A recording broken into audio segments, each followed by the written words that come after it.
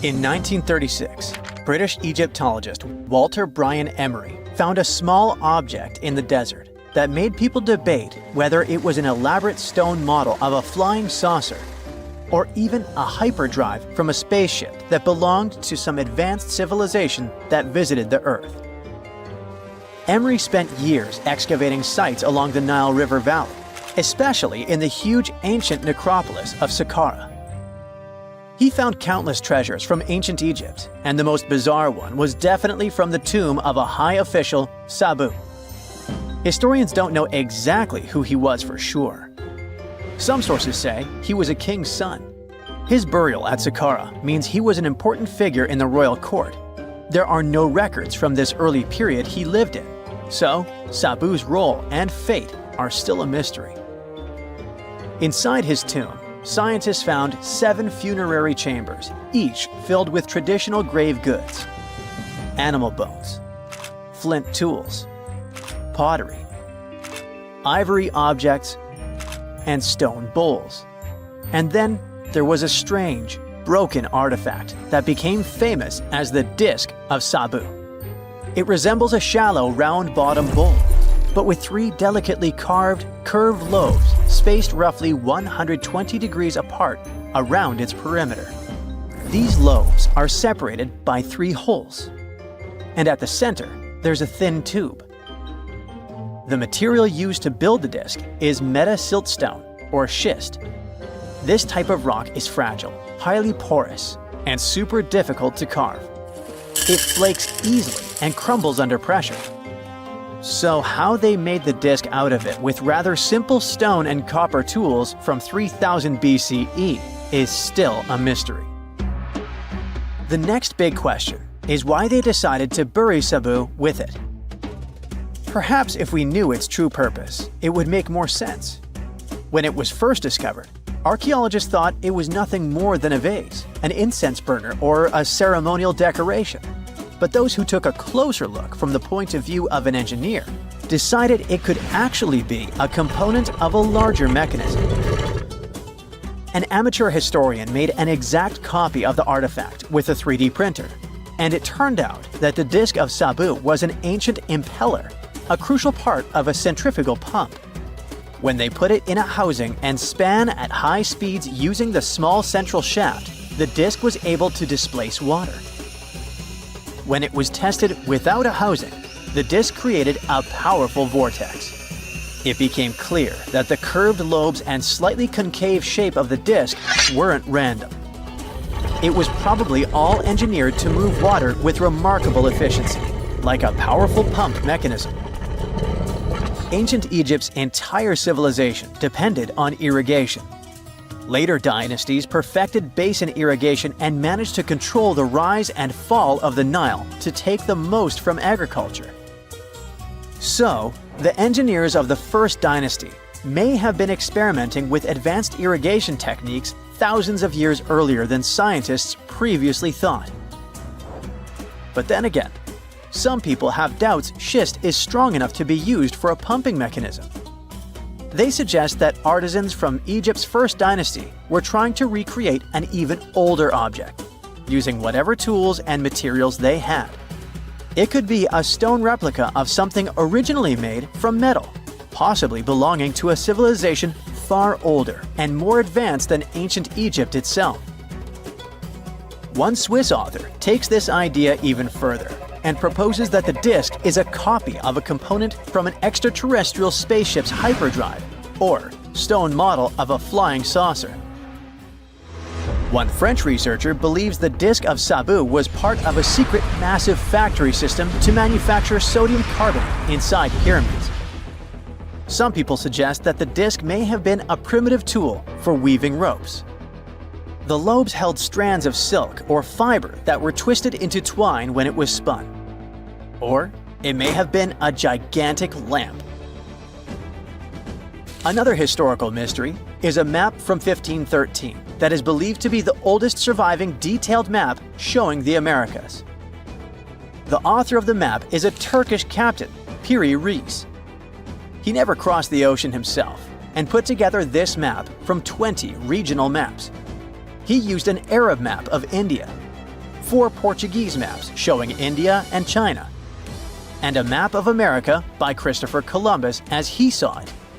This last map was lost for many years, so Rees's map gave us an idea of what Columbus must have recorded during his 3rd voyage to the New World. A historian who studied the map suggested that it showed Antarctica in prehistoric times because it strangely resembled Antarctica's true coastline, the way it looked when it was free of ice. But it was later proven that this idea wasn't right. Another idea that rocked the science world was Klerksdorp spheres. They were found in deposits of mineral pyrophyllite in South Africa and looked like tiny ancient cricket balls with lines around the middle. Back in the 1980s, there was a theory that some super advanced pre-flood civilization we know nothing about had made these spheres. One journalist shared stories about how they rotated on their own in a display case.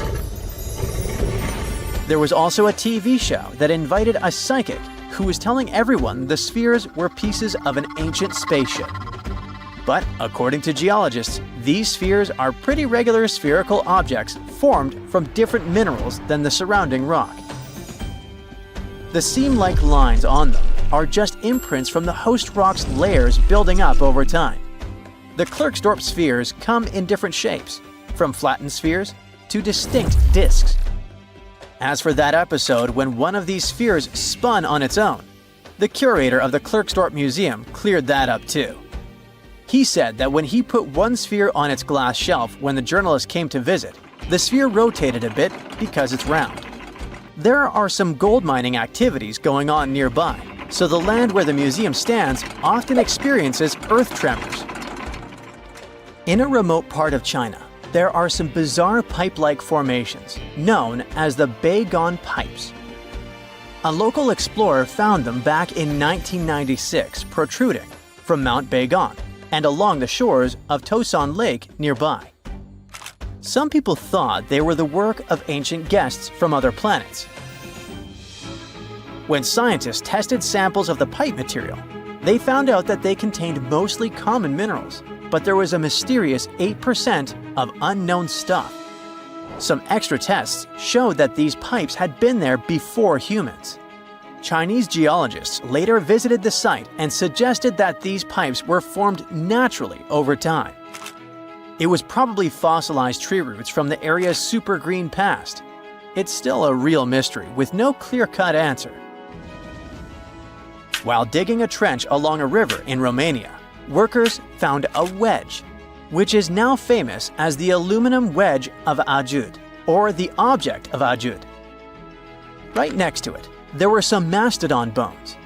Those distant relatives of elephants lived 11,000 years ago. So some people concluded the wedge is of the same age. The cool part is that it's made of aluminum, but this metal wasn't discovered until the 1800s.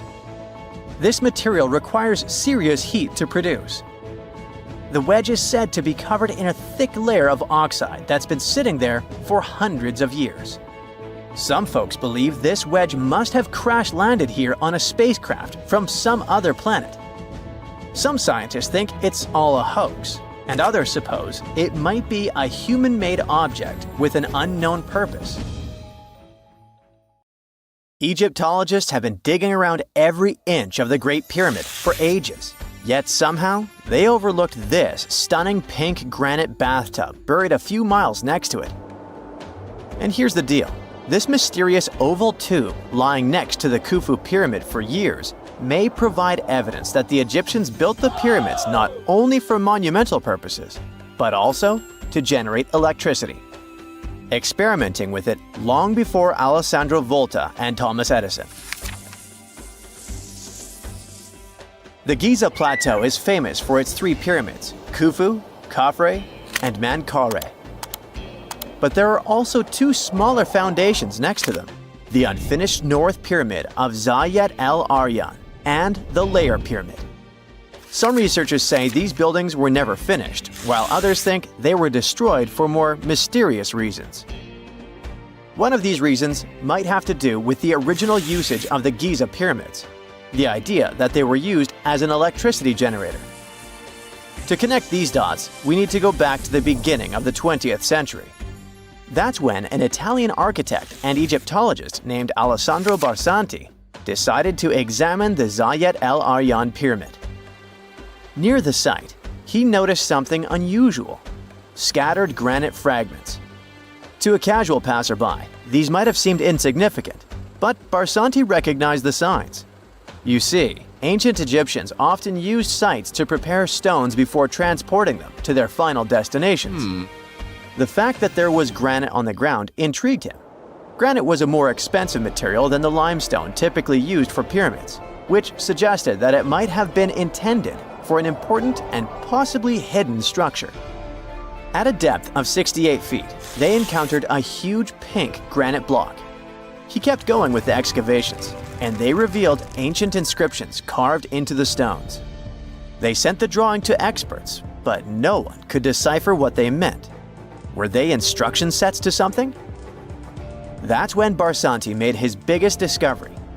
He found an oval-shaped vat carved from pink granite and polished to a mirror-like finish. The thing is, the vat had been carefully sealed. When they opened it, they found a thin black residue along the walls. I'm thinking something in the lines of a black oily substance. This discovery raised many questions for him. It didn't make sense to him that ancient Egyptians would go above and beyond to seal and protect this strange vat. By 1911, Barsanti had to abandon his effort to figure out what was the deal with that mysterious pit. But his findings intrigued researchers all over the world, and they've got their own opinions about it. One of these modern theories suggests that the other pyramids could have been used as a part of a bigger whole. It suggests that the Khufu pyramid was actually used as a water pump designed to irrigate the desert area. Apparently, the pyramid's internal chambers would function as a hydraulic system. In the 1990s, an engineer took this theory seriously and studied the pyramid's subterranean chamber. Surprisingly, he found actual signs of water damage. Apparently, the pyramid generated powerful compression waves, aka pulses, that could create electricity. This raised an important question. Could the ancient Egyptians have used the pyramids as a generator in order to produce electricity? On paper, that was proven to be possible, but hey, agreeing on the original use of the pyramids is probably one of the most difficult things in the world. So, we're still not 100% sure about this. Apart from that, Egypt is a playground for important discoveries regarding humanity's past. I mean, scientists have just discovered what looks like a cosmic command center, similar to that room from the Doctor Strange movies. They discovered an L-shaped astronomical observatory, measuring around 9,000 square feet, dating back to the 6th century BCE. Definitely the first and largest of its kind from that era. The mud brick structure housed tools used for calculating dates related to ancient Egyptian rites, royal coronations, and agricultural plans. This observatory is located in the archaeological site known as the Temple of Futo, just 50 miles east of Alexandria. It's pretty impressive. The structure was designed so that you'd get inside the room through an east-facing entrance. This way, you'd get to see the sunrise. Once inside, you'd find a pretty huge shadow clock, used to tell time by tracking the movement of shadows inside the room. This variant of a sundial clock was nearly 16 feet long. That was quite an exciting discovery. Another interesting one was that scientists and Egyptologists have discovered the first ever pregnant mummy. Now, even if we know quite a lot about mummification processes, we keep making discoveries that open new doors into the lives of ancient Egyptians. It took so long for someone to find out this mummy was expecting at the time she was embalmed because she was placed in a male's coffin. More specifically, a male priest. Historians say that during the 19th century, a lot of traders mixed coffins up in order to sell them.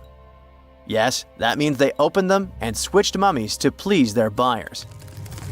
It was a complete surprise because they were hoping to study more about ancient health issues when they opened this coffin up. But they had another special research on their hands: prenatal practices in ancient Egypt. This mummified woman, who lived about 2,000 years ago, was from 20 to 30 years old when she passed away. She was found in Thebes, and her remains were incredibly well preserved.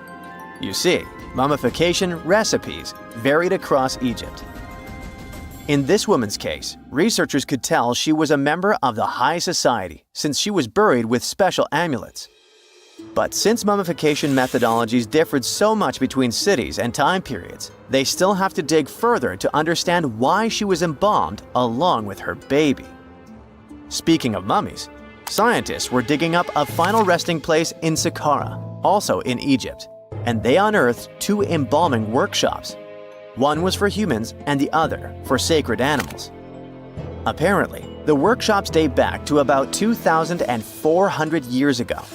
They were equipped with stone beds, clay pots, and ritual vessels. Everything you needed to mummify.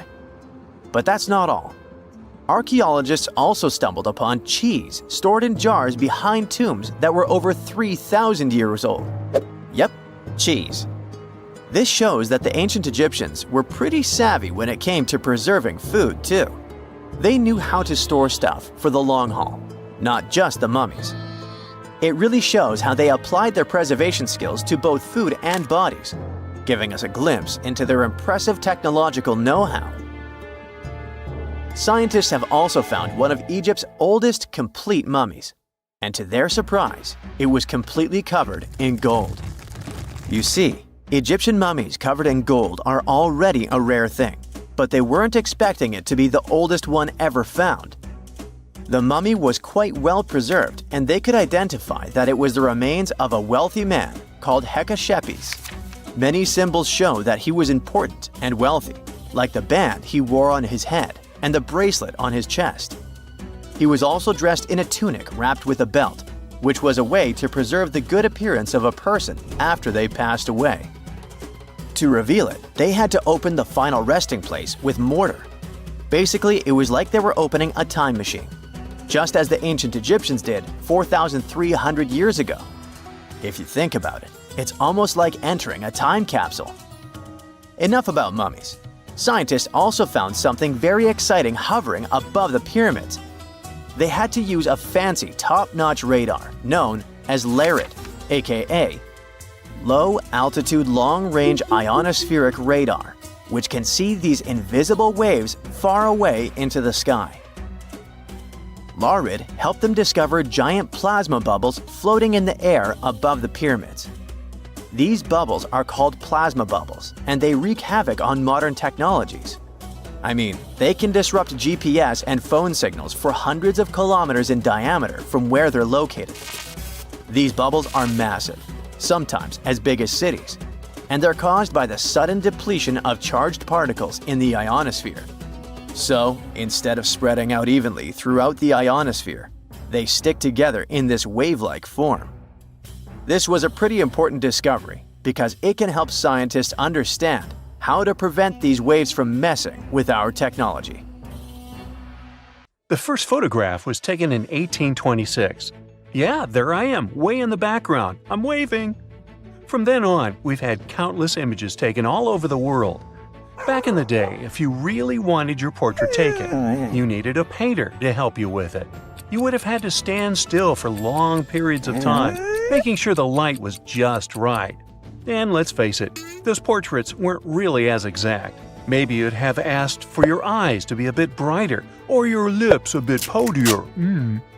When it comes to famous people in ancient history, there's not much we can do in terms of photography. It's simple, there aren't any pictures or famous ancient people. We can try to imagine what they look like based on their paintings or on texts written about them by highly regarded scholars. Fortunately, more and more as years go by, this lack of knowledge will become a thing of the past. Enter forensic facial reconstruction. With the help of this amazing science branch, we can now have a better understanding of what ancient celebrities look like. But how are scientists able to do that, you might ask? Go ahead, ask. Turns out that a person's skull can tell a lot about their appearance. Everything from the brow bone to the distance between the eye sockets can showcase a realistic profile. Even the nasal chamber or the shape of one's chin can influence how your face will end up looking like. It's like the skull is a blueprint for the face. Using these bones, artists and forensic anthropologists can work together to reconstruct your appearance through the magic of forensic facial reconstruction. It's like real-life detective work, but with more clay and less drama. Now, I guess you're thinking, how correct can these reconstructions really be? Well, the finished product may not reflect all the details, sure. You can't tell a person's eye color or skin tone just by studying the skull. Facial hair is equally hard to tell. And if you have plump cheeks that make you look so cute, your skull will never tell the secret. But even with those limitations, facial reconstruction can still show us what someone in history may have looked like. The process itself is pretty cool. A trained sculptor works with a forensic anthropologist to figure out the skeletal features and build up the facial traits using clay. Anthropologists have to consider things like age, gender, ancestry, and any injuries or tooth loss. Scientists can also do such tasks digitally these days with the help of computers and design software. With all these amazing scientific advancements in mind, did you hear the latest news about King Tut's family tree? Well, apparently his possible father, an ancient Egyptian pharaoh, just got a new face makeover. And let me tell you, he's looking regal and serene due to some digital reconstruction magic. But even though this is the most correct representation of him so far, we still don't know for sure who he really is. This fellow was found in 1907 in the Valley of the Kings, just a few feet away from King Tut's tomb. Scientists have been studying him for over a century and think he might be Akhenaten, King Tut's daddy, and a very important Egyptian ruler for that matter. Still, some experts remain skeptical and say we need more evidence to confirm his true identity. The reconstruction of this ancient pharaoh's face was a months-long project by a group of brilliant scientists in Sicily. They even brought in a 3D forensic artist from Brazil to help out. The new model is different from earlier ones because they wanted to focus on his facial features and not get distracted by his hair, jewelry, or other bling. On the same note, make way for this latest fashion icon. No, it's not some famous model. It's a hunter-gatherer woman who lived in Sweden 7,000 years ago. And boy, is she fierce-looking in her new reconstruction. She's rocking a feather cape, a slate necklace, and a belt made from 130 animal teeth. Talk about being fashion-forward or backward. Plus, her dark skin is painted with white patterns, making her look like a true work of art. But don't be fooled by her stunning appearance. This woman was more than just a pretty face.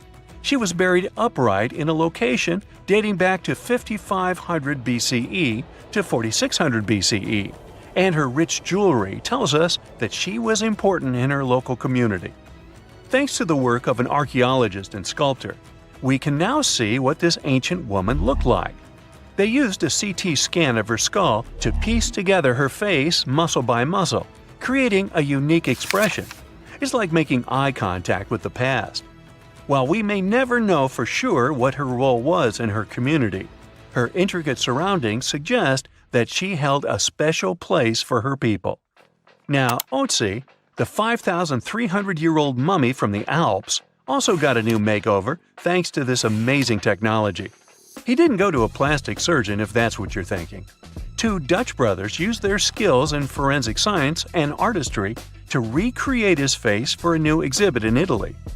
Otzi was found in 1991 by hikers who stumbled across his mummified and frozen remains in the mountains near the Italian-Austrian border. He's been around longer than Stonehenge or the pyramids of Giza. And now, thanks to the two skillful brothers, we finally know what he looked like. They used 3D images of his skull to recreate his face. A photographer also documented the whole process for half a year. Earlier research shows he passed away from a wound caused by an arrow. He was left in a protected area high up in a cold glacier region, so his body was preserved in the snow. He is now safely kept in a refrigerated cell at the museum, which mimics the wet, cold glacial conditions that kept him preserved. They even have a unique cooling system that makes it possible for the mummy to be displayed. Otzi's last birthday was his 46th, which was a pretty ripe old age for his time. He was about 5 feet 3 inches tall and weighed around 110 pounds, so he was on the smaller side. But hey, size doesn't matter when you've been around for over 5,000 years. King Henry VII got a digital makeover as well, and boy does he look good. A graphic artist used a mask of Henry VII's dating from 1509 to create an impressive and realistic reconstruction. Why a mask, you might wonder? Well, before photography, people used wax masks to preserve someone's likeness more accurately than paintings or illustrations. And let me tell you, the restoration of this Henry was a game changer. Henry VII was the King of England from 1485 to 1509. A depiction of him, which can be found at Westminster Abbey, was already lifelike, but the new digital reconstruction takes it a step further. It took the team behind it about 2 months to complete, using a combination of software, custom algorithms, and really tedious image adjustments that were done manually.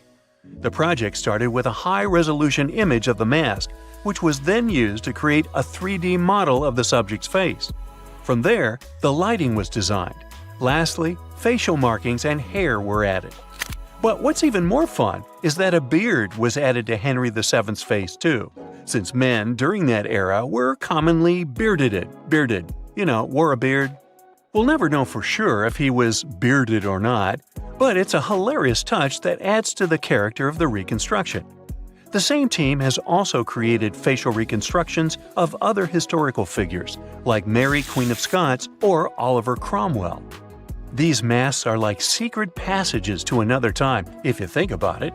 It's amazing how technology can take us back thousands of years to see faces we've only imagined.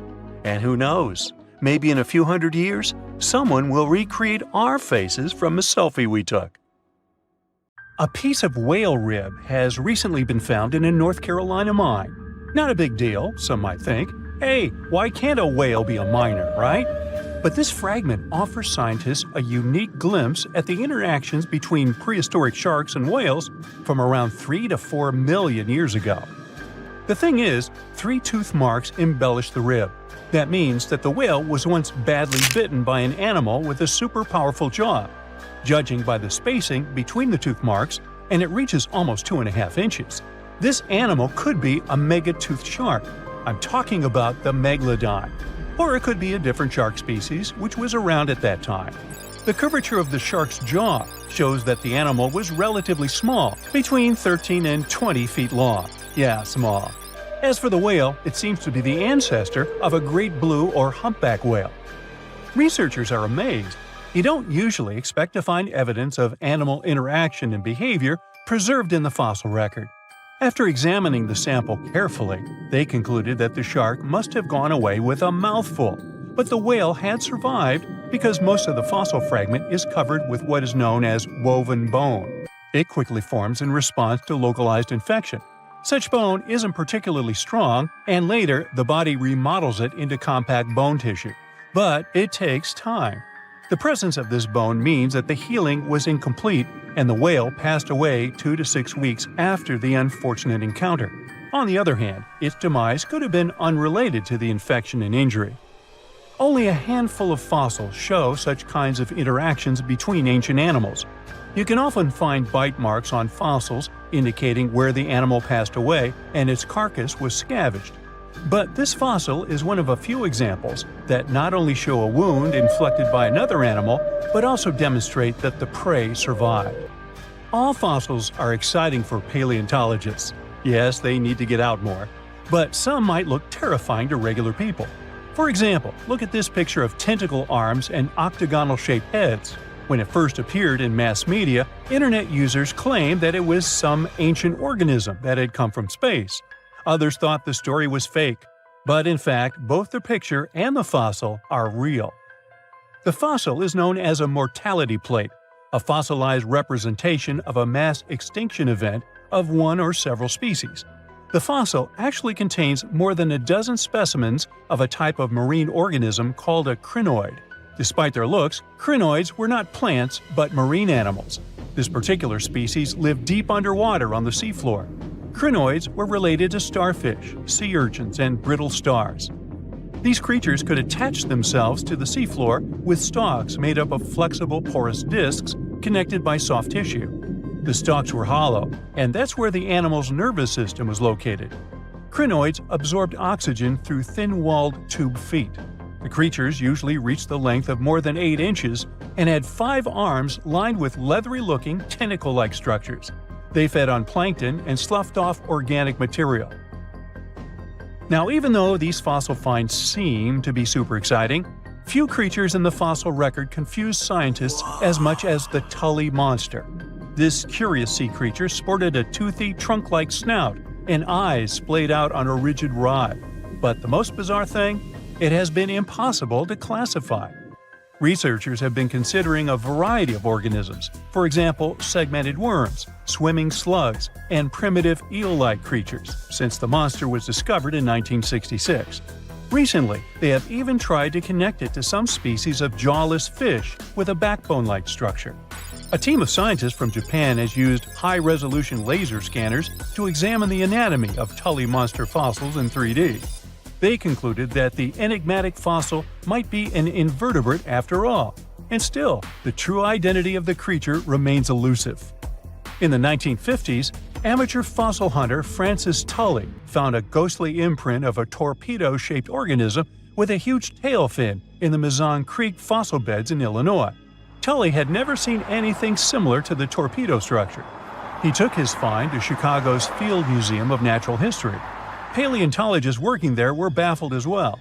Since then, scientists haven't been able to determine where the creature fits on the phylogenetic family tree, or where they should spend Thanksgiving. In 1741, an explorer and captain named Vitus Johansen Bering led an expedition to map the coast of Alaska. The ship he was on got shipwrecked on what later became known as Bering Island, and they got hungry.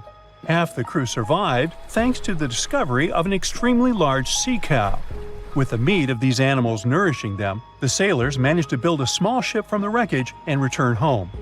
On their way back, a scientist who was among them spent his time documenting the animals and plants they had found.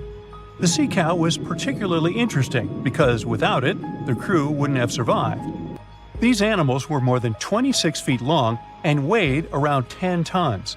All sea cows are members of the order Sirenia, marine mammals more closely related to elephants than cows. The scientists described them as having black skin, a small head, and stubby forelimbs. Those sea cows floated on the water's surface, munching on kelp. After the information about these animals became widespread, sea otter fur trading expeditions made use of that convenient depot en route. Sea cows were docile and could be easily hunted. Long story short, within 27 years after the scientists mentioned those animals, they were driven to extinction. But it's not the saddest part. The fossil record reveals a much deeper and darker history. Fossils of sea cows have been discovered all over the world, from Japan to Mexico. It means that the animal once thrived in the vast kelp beds around the entire North Pacific Rim. That small population discovered by the expedition was probably the last remains of a once much larger and way healthier population. More likely, Aboriginal hunting had already reduced the numbers of these animals to near extinction levels, and the final blow came from Western hunters. The living close relatives of those ancient sea cows are rarely hunted today. Still, they're under threat of extinction themselves. To some, this amazing fossil might look a bit disturbing. Slaves' lentils are fossils that belong to animals called nummelites. They lived and thrived in a warm, shallow sea covering part of Egypt around 40 million years ago. The name nummelites hints at the fact that larger specimens resemble coins, and in Egyptian folklore, they're even referred to as angel's money. These creatures have a simple, single-celled structure, which contrasts with their super intricate skeleton. Look at this series of spiral overlapping whorls. Each whorl is divided into countless tiny chambers. Nummelites can grow to be 4 inches in diameter, and still, they are the fossils of single-celled animals related to amoeba.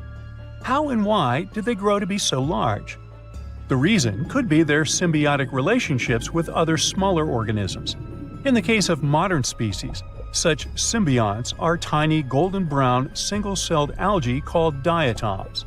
The shells of nummulites are relatively transparent, and since they're flat, there's a large surface area for the light needed for the diatoms to photosynthesize. For some reasons, scientists are still debating about them. The presence of plant symbionts and animals dwelling in the sea encourages the growth of a calcareous skeleton in hosts. So, the gigantic size of the nummulites in Egypt could be due to their close relationship with symbiotic diatoms. Does that make sense? Fun fact: a species of nummulites evolve very fast, and their fossils change from one layer of sediments to the next.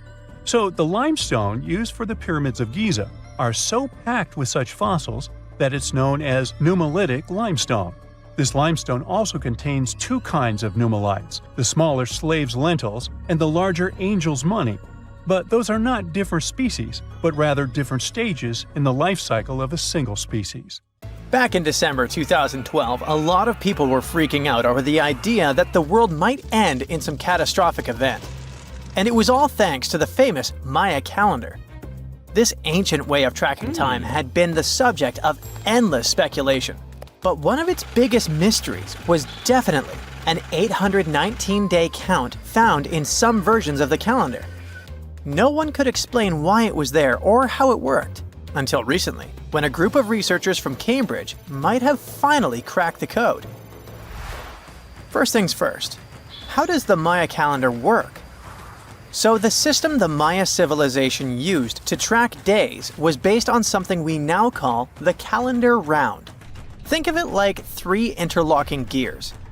These are 3 cycles working together. The first is a 365-day solar year, known as Hab. The second is a cycle of 20 names. And the third is a cycle of 13 numbers, which forms a 260-day sacred calendar, called Solkeen. Just like we'd say something like December 25th, 2025, they named their days based on how these 3 cycles lined up. For example, here we have the day 3 Manik and the 14th of the month Hop. It takes 52 years for the 3 cycles to align in the same way again. After that, the days start repeating. But this is where things start to get more complicated and mysterious. On some Mayan monuments, we have also found enigmatic inscriptions pointing to the existence of another cycle, the 819-day count. There are about 20 examples of these inscriptions, mostly found in places like Palenque and Yaxchilan in Mexico. So it didn't seem random at all, and this calendar must have been hiding a big secret. Early research showed that the 819-day cycle was represented by one of 4 colors and the cardinal directions associated with them. Black was tied to the west, red to the east, white to the north, and yellow to the south. Researchers also discovered that this period of time could be broken down into 3 smaller cycles. One of 9 days, one of 7 days, and one of 13 days. Multiply them together, and you'd get 819 days. Pretty cool, but why did they do that? This color scheme and the 3 cycles seemed like a basic level of interpretation, and experts were pretty sure its real purpose was still hidden from us. Another thing researchers noticed is that this strange count of days was mostly shown using a Y glyph followed by a number.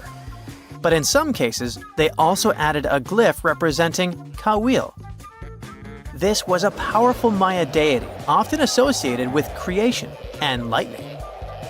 He was usually symbolized by a torch coming out of his forehead, representing the spark of life. But in the 90s, a study suggested that when Kawil's inscription showed smoke and fire coming from his forehead, it could actually represent the planets Jupiter or Saturn, or maybe even both. Wait, that means that the 819 days count could be linked to both planets in some way. From there, research focused on figuring out what that link might be. The first conclusion is that this calendar might have helped the Maya track the movements of those planets in some way. Then they started noticing something interesting. These cycles could be specifically tied to the synodic periods of Jupiter and Saturn. By synodic periods, we mean the time it takes for a celestial body, like a planet, to return to the same or nearly the same position as seen from Earth. While this possibility was pretty exciting, something didn't quite add up.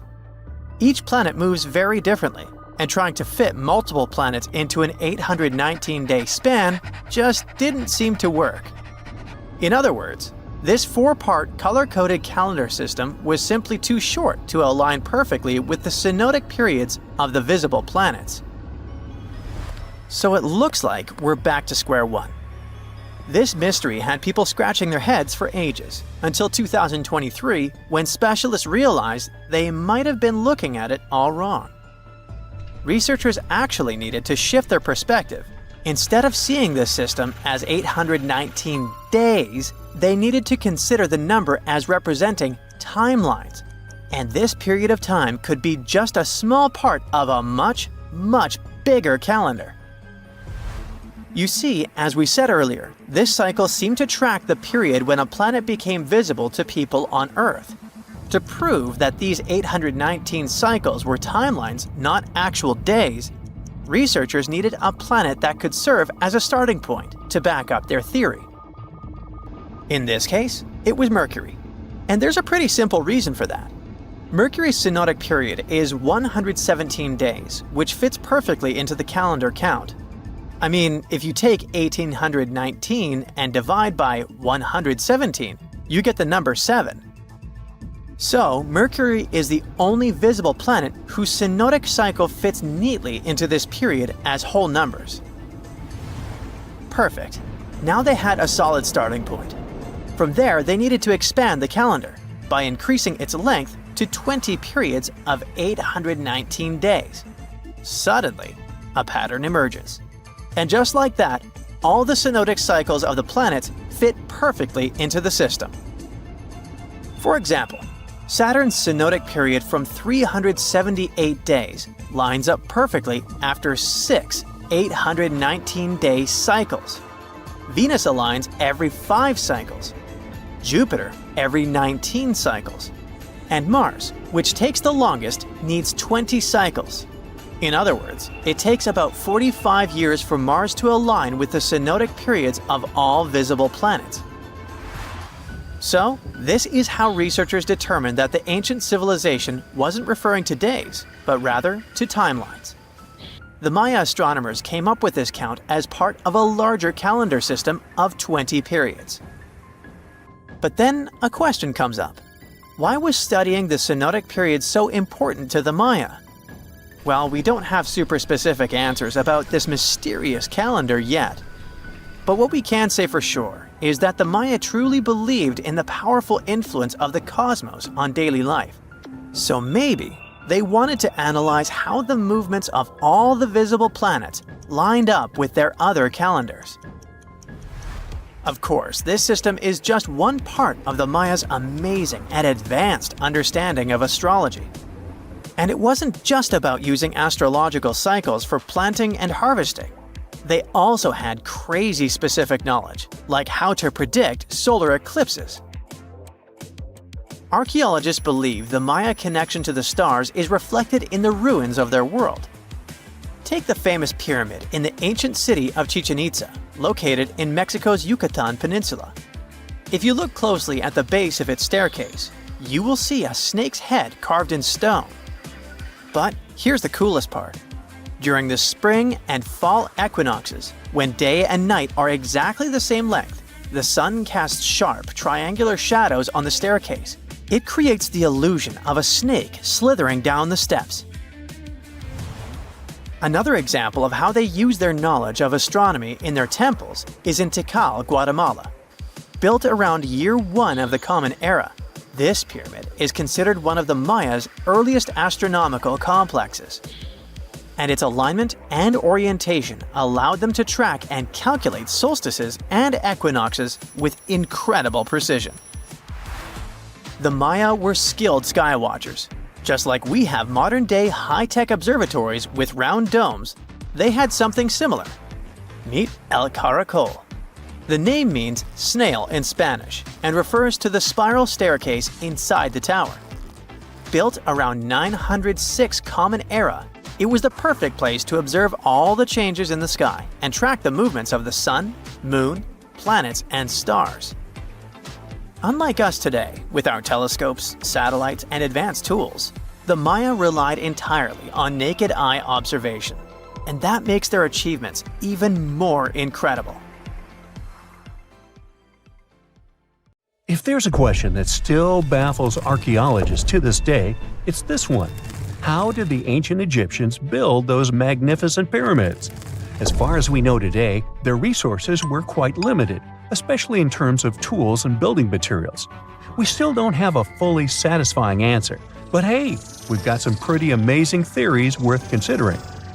The leading contender among these theories involves the clever Egyptians employing a sneaky strategy. Now picture this. They constructed a slanted and curving mound made of bricks, earth, and sand encircling the pyramid to be. As the pyramid grew taller and taller, they simply increased the height and length of this wacky structure. It's like they were playing an ancient game of Jenga. Now, how did they get those massive stone blocks up there? Well, according to the legendary ancient Greek historian Herodotus, they used sleds, rollers, and levers. It sounds like they turned construction into a supersized game of tug-of-war. And guess what? Herodotus also claimed that the Great Pyramid, the one from Giza, the granddaddy of them all, took a whopping 20 years to build. There's more. Herodotus also dropped a mind-boggling number on us. 100,000 men were supposedly involved in this pyramid extravaganza. Did they hire the entire Egyptian population? Well, it might not be as far-fetched as it sounds. These men were probably mostly farmers, so they probably focused on the pyramids when there wasn't much work to be done in the fields. Like during the flood season of the Nile River. Obviously, specialists in the archaeological community had something to add to this theory. By the late 20th century, they discovered some evidence that suggests the workforce might have been smaller and more permanent than previously thought. Instead of a massive army of 100,000 pyramid builders, they proposed that a modest crew of around 20,000 workers, accompanied by support personnel like bakers, physicians, and even spiritual leaders, could have gotten the job done. There was also this theory that claimed that the pyramids were actually built from the top downward. It suggested that these colossal structures were nothing more than isolated hills used as quarries. The stones were supposedly drawn from these hills, and over time, competing engineers took charge and transformed them into the iconic pyramids we know today. Now, before you dismiss this theory as a wild fantasy, some folks thought it wasn't completely crazy. After all, there are instances where isolated hills exist, so maybe this theory had a tiny glimmer of truth. Whether it involved ramp building or ingenious work schedules, one thing is clear. Those pyramids have definitely left their mark on history and on our imaginations. Now, speaking of ancient Egyptian mysteries, there's this gigantic unfinished obelisk sitting in ancient Egypt, and scientists are trying to figure out how it was shaped. Now, some people suggest that our industrious ancestors used handheld pounders to get the job done. One expert has a different take on the matter, though. He argues that if we take a closer look at the pattern left behind by the shaping tool, we'll notice something peculiar. The walls of the trenches surrounding the obelisk display a neat and even pattern, which is pretty unlikely if they were pounded away by mere mortal hands. According to this expert, those horizontal striations are usually the result of a tool that takes breaks while removing material, leaving its mark on the surface. But wait, there's more. Imagine the tool being rocked back and forth against the trench walls, clearing away the waste to keep the trench from narrowing. Well, in that case, the tool might have left some funky horizontal striations where it was pressed against the sidewall. This sounds like some fancy technology at play, don't you think? And guess what? The dynastic Egyptians probably didn't have access to that kind of know-how. Another famous Egyptologist from way back also uncovered a bunch of core drills during his adventures. Although the actual drill bits are missing, his collection houses these particular core remnants made of limestone, alabaster, and even granite. These constructions aren't the only amazing thing the ancient Egyptians left behind, though. As it turns out, the Egyptians were the genius minds behind the creation of the handheld mirror. Yeah, that little mirror you use every day to check yourself out. But here's the twist. These mirrors are like pieces of art. They were decorated with inscriptions and figures. But that's not all. The Egyptians had a serious concern with their appearance. They knew the importance of personal hygiene and looking fabulous. So, in their quest for pearly whites, they invented toothbrushes and toothpaste. Dental problems were pretty common back then, and their smiles weren't exactly all white. Dentistry wasn't their strongest suit, you see. Maybe their minds were distracted by all that pyramid building. So that doesn't mean those ancient toothpaste recipes weren't amazing. One delightful concoction included rock salt, mint, dried iris petals, and pepper. Some brave dentists in the 21st century tried it out, and it worked pretty well. Ground-up ash was also used in another recipe to create a tooth cleansing paste. Mint was missing, so that didn't do much for their breath. That's when the genius Egyptians came up with the world's first breath mints. They made tablets from heated spices like cinnamon, and they mixed it with honey. Now, let's shift gears to home decor, Egyptian style. They surely took ornamentation to the next level. While the concept of decorating furniture started in Mesopotamia, the Egyptians cranked it up a notch. They went all out with different colors of ink and even developed various weights of paper. Oh, and let's not forget about those cute little area rugs we all have in our homes today. Guess who came up with the idea? Yep, the Egyptians. They used the versatile papyrus plant to make those cozy rugs. And speaking of trends, the Egyptians loved their knickknacks. They had an assortment of small figurines in the shapes of cats, dogs, and people. These statues were made from various materials, like simple sun-dried mud to the ultimate bling of gold. It all depended on how loaded you were. The Egyptians were also all about farming, and they knew that clean water was crucial for their crops and animals. That's why they came up with some nifty inventions and techniques to make sure their land was fertile and their plants were happy. First off, they had the genius idea of using ox-drawn plows. They had two types of plows, heavy and light. The heavy plow would strut its stuff, cutting deep furrows in the soil, while the lighter plow followed behind, fluffing up the earth. But they didn't stop there. After plowing, the Egyptians would break up clumps of soil and sow the rows with seeds. To give those seeds a good old squish into the furrows, they'd march their livestock across the field, effectively closing up the furrows. But hey, all that hard work would be pointless if their seeds were as dry as the Sahara. That's where irrigation comes into play. The Egyptians were so good at it that other cultures, like the Greeks and Romans, couldn't help but copy their techniques. Now let's switch gears and talk about the marvelous architecture of ancient Egypt. These folks weren't just skilled farmers, they were also architectural maestros. They built these fancy canals to carry water to farms and villages, and boy, did they know how to make those canals look pretty. Just imagine strolling along a canal lined with ornate structures. The pharaoh Ramesses the Great was quite the overachiever when it came to construction. One of his mind-blowing creations was the construction located at Abu Simbel. This building was designed so that twice a year, the sun would shine directly into it and illuminate the statues of Ramesses. And let's not forget about the corbelled arch. Without this architectural gem, we'd be missing out on some mind-boggling structures like the Great Pyramid. The Egyptians knew how to make things stand tall and proud, thanks to their engineering and construction wizardry. They built grand halls and inner sanctums that make your jaw drop. And some of these temples doubled as astronomical observatories. So, imagine you're 15 and you get bored of playing video games. Instead, to pass the time, you decide to give some attention to an old hobby of yours, tracking down lost Mayan cities. You've heard that some ancient civilizations are said to have built entire cities based on constellations, so you decide to check out whether that was true for the Mayans. You find a book containing all the constellations the Mayan civilization believed to exist. You open good old Google Maps and map every ancient Mayan city discovered to date. You start seeing that this information actually matches. And truly, the biggest ancient Mayan cities correspond to the brightest and biggest stars of the Mayan constellations. Okay, this is getting interesting. You manage to map out over 100 ancient cities when you suddenly notice something strange. There's an area in the Yucatan Peninsula in Mexico where archaeologists have unearthed 2 Mayan cities. But on the constellation map, there are 3 stars. Could this mean there is a long-lost city waiting to be discovered nearby? You might think this sounds too daydreaming, but the story is actually true. The previous account happened to a Canadian teenager named William Gaddery. The boy is known as a science genius and had even won an award for the constellation theory we presented just now.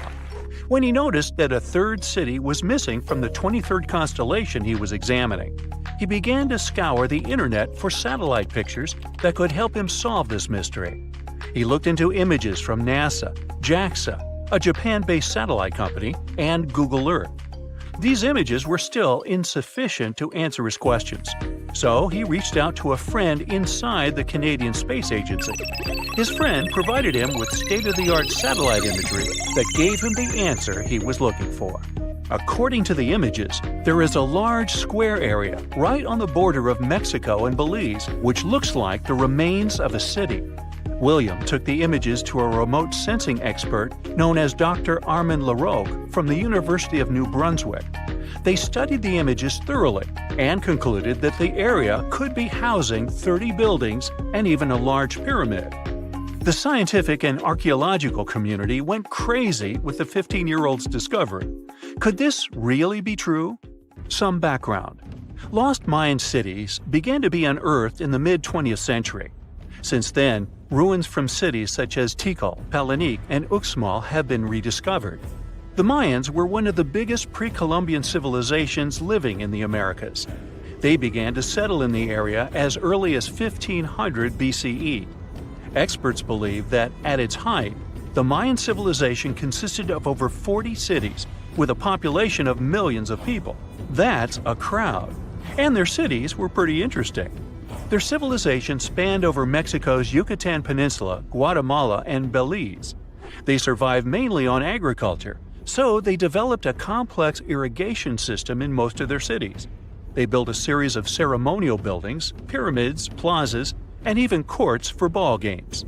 The Mayans were keen pyramid builders, but they also developed an advanced astronomical system. With whatever ancient technology they had, they were able to predict the exact location of planets, such as Venus and Mars, and they were able to predict the exact dates of eclipses. That's why the methodology William used to discover this long-lost Mayan city was unusual, but not completely surreal. The Mayans were keen astronomers, so it wouldn't be too strange that they built their major architectural feats in relation to the sky, would it? And they wouldn't be the first ones to be doing so. There is a famous fringe of Egyptology dedicated to studying how the Giza pyramids were built in perfect alignment with the Orion constellation, meaning that each pyramid was purposely built to align with one of the major stars of Orion's belt. According to William, he first had the idea to look at the Mayan constellations because he couldn't understand why the Mayans built their cities where they built them. Most major cities, such as Chichen Itza and Uxmal, aren't near any rivers or significant bodies of water. Instead, they're built on marginal lands and on top of mountains, which confused the 15-year-old. His next thought was that it might have something to do with astronomy. William named the new city he discovered Mouth of Fire, which is also my nickname, and he even won a merit award for his hard work. However, his theory was very much contested inside the archaeological community, and many Mayan experts worked to debunk William's findings. Some archaeologists say that constellation theories are too unscientific. Anthony Aveni, a renowned anthropologist and astronomer, referred to William's methodology as an act of creative imagination. He explained that there is no way to be sure what the Mayan constellations really were. It's all just hypothetical. Another debunking of William's findings came from Mayanist David Stewart, who said that the object identified on the satellite imagery is nothing but an old cornfield. His claim was supported by an expedition that took place near the area in 2021, when the archaeologists present reported there was nothing at all in this area. Still, a 15-year-old boy almost found a long-lost Mayan city, which is pretty exciting if you ask me. Similar techniques as those used by William are actually being used to unearth lost civilizations all over the world. According to space archaeologist Sarah Parquet, satellite imagery has been a key player in discovering ancient cities in Egypt and other places. Sarah herself spends most of her days scouring images for any sign of where there could have been cities long ago. What happens, she says, is that any time you have something buried, it's going to be covered either by vegetation, soil or sand, or some other modern construction on top of it. In order to assess whether there is something hidden under large canopies of vegetation or not, she uses infrared technology, for instance. A major recent discovery in Brazil was done in a similar way. Satellite imagery detected a network of trenches dating back to 200 to 1200 CE. These suggest settlements that could have supported around 60,000 people. But in this case, the satellite imagery did indeed correspond to what was on the ground. Researchers from the University of Florida found several mounds that were accompanied by ditches and geoglyphs. Archaeologists also found remnants of carefully designed walls, centered around plazas, much like the type of construction done by the ancient Mayans. Advances in satellite tech have also shed new light on long-discovered ancient Mayan cities, such as Tikal. Located in the heart of the Guatemalan jungle, Tikal is believed to have been the capital of the ancient Mayan Empire. At its height, it was comparable in importance to cities such as London or New York in today's world. It was composed of a series of complex monuments, many of them believed to have been the resting places of kings and chiefs. Tikal is already known to have been big, but recent discoveries show it could have been even 3 times larger than what scientists originally believed. The main discovery revolves around a fortification on the outskirts of the city, indicating how far the original city stretched. And new discoveries still take place. In 2017, researchers also unearthed new clues regarding the potential causes of the decline of the Mayan civilization. Using data from a site in Sewell, located 62 miles southwest of Tikal, scientists analyzed radiocarbon data from ceramics and archaeological excavations to extract new information about the sudden demise of this great civilization. The information shows that, instead of a sudden collapse, the Mayans most likely collapsed in waves of social instability and political crises. These events are believed to have deteriorated Mayan city centers and began causing the dispersion of the Mayan population. Wow, it seems like it's a prime time to uncover ancient ruins. What do you say? Will you give it a try as well?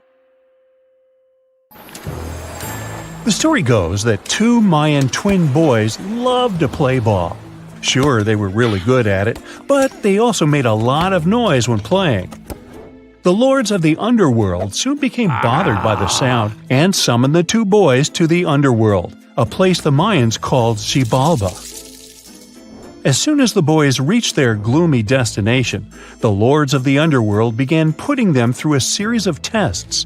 Soon enough, the inexperienced twin boys failed the tests and lost their lives. But this was not in vain. This sad event resulted in the appearance of a beautiful fruit tree.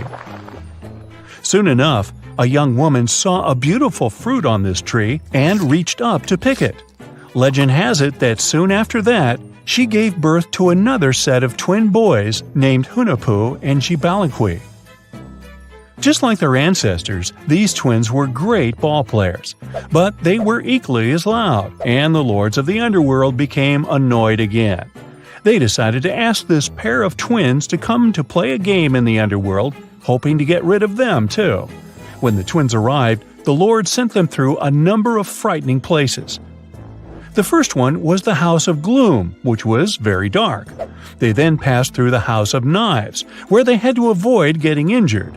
The twins then built a fire in the House of Cold, so that they didn't freeze, and ran through the House of Jaguars, where they tricked the animals into not eating them. Finally, they entered the House of Bats, where they seemed to have lost their luck. One of the bats managed to run off with Hunahpu's head. The lords then challenged the twins to play ball with them, but the boys were clearly at a disadvantage. Xibalbay placed a turtle on Hunahpu's shoulders to make up for his lost head, and they began playing. As the lords became distracted by an animal near the court, Xibalbay stole his brother's head and placed it back in its place. Much to the annoyance of the lords, the twins were now able to tie the game. Hunahpu and Xibalbay continued to perform a series of tricks for the lords of the underworld. One of them involved Xibalbay injuring Hunahpu and then bringing him back to life. The lords were so impressed by the twins' performance that they asked them to do the same trick on them. Of course, the twins agreed, but after performing their trick on some of the lords, they refused to revive them. Seeing what had happened, the lords of the underworld admitted defeat and begged for their lives, promising not to intervene in the lives of people ever again. Hunahpu and Xibalbay were happy to have avenged their ancestors and gained the respect of the lords.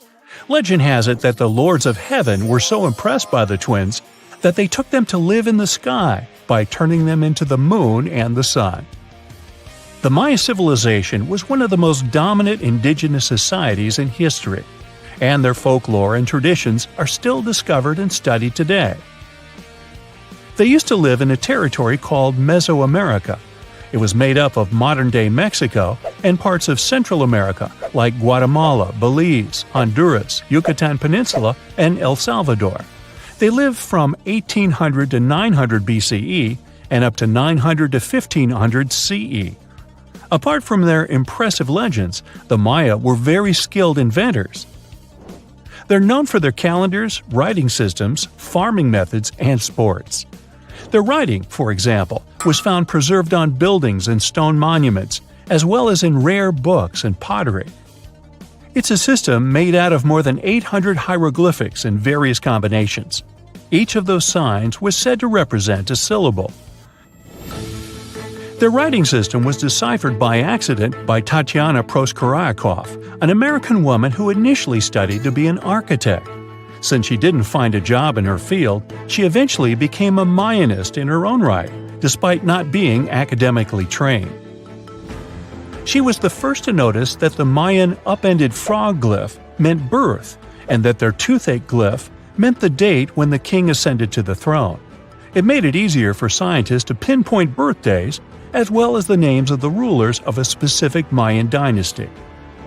They also invented the concept of zero, which is seen as one of the greatest innovations in mathematics, physics, and human history altogether.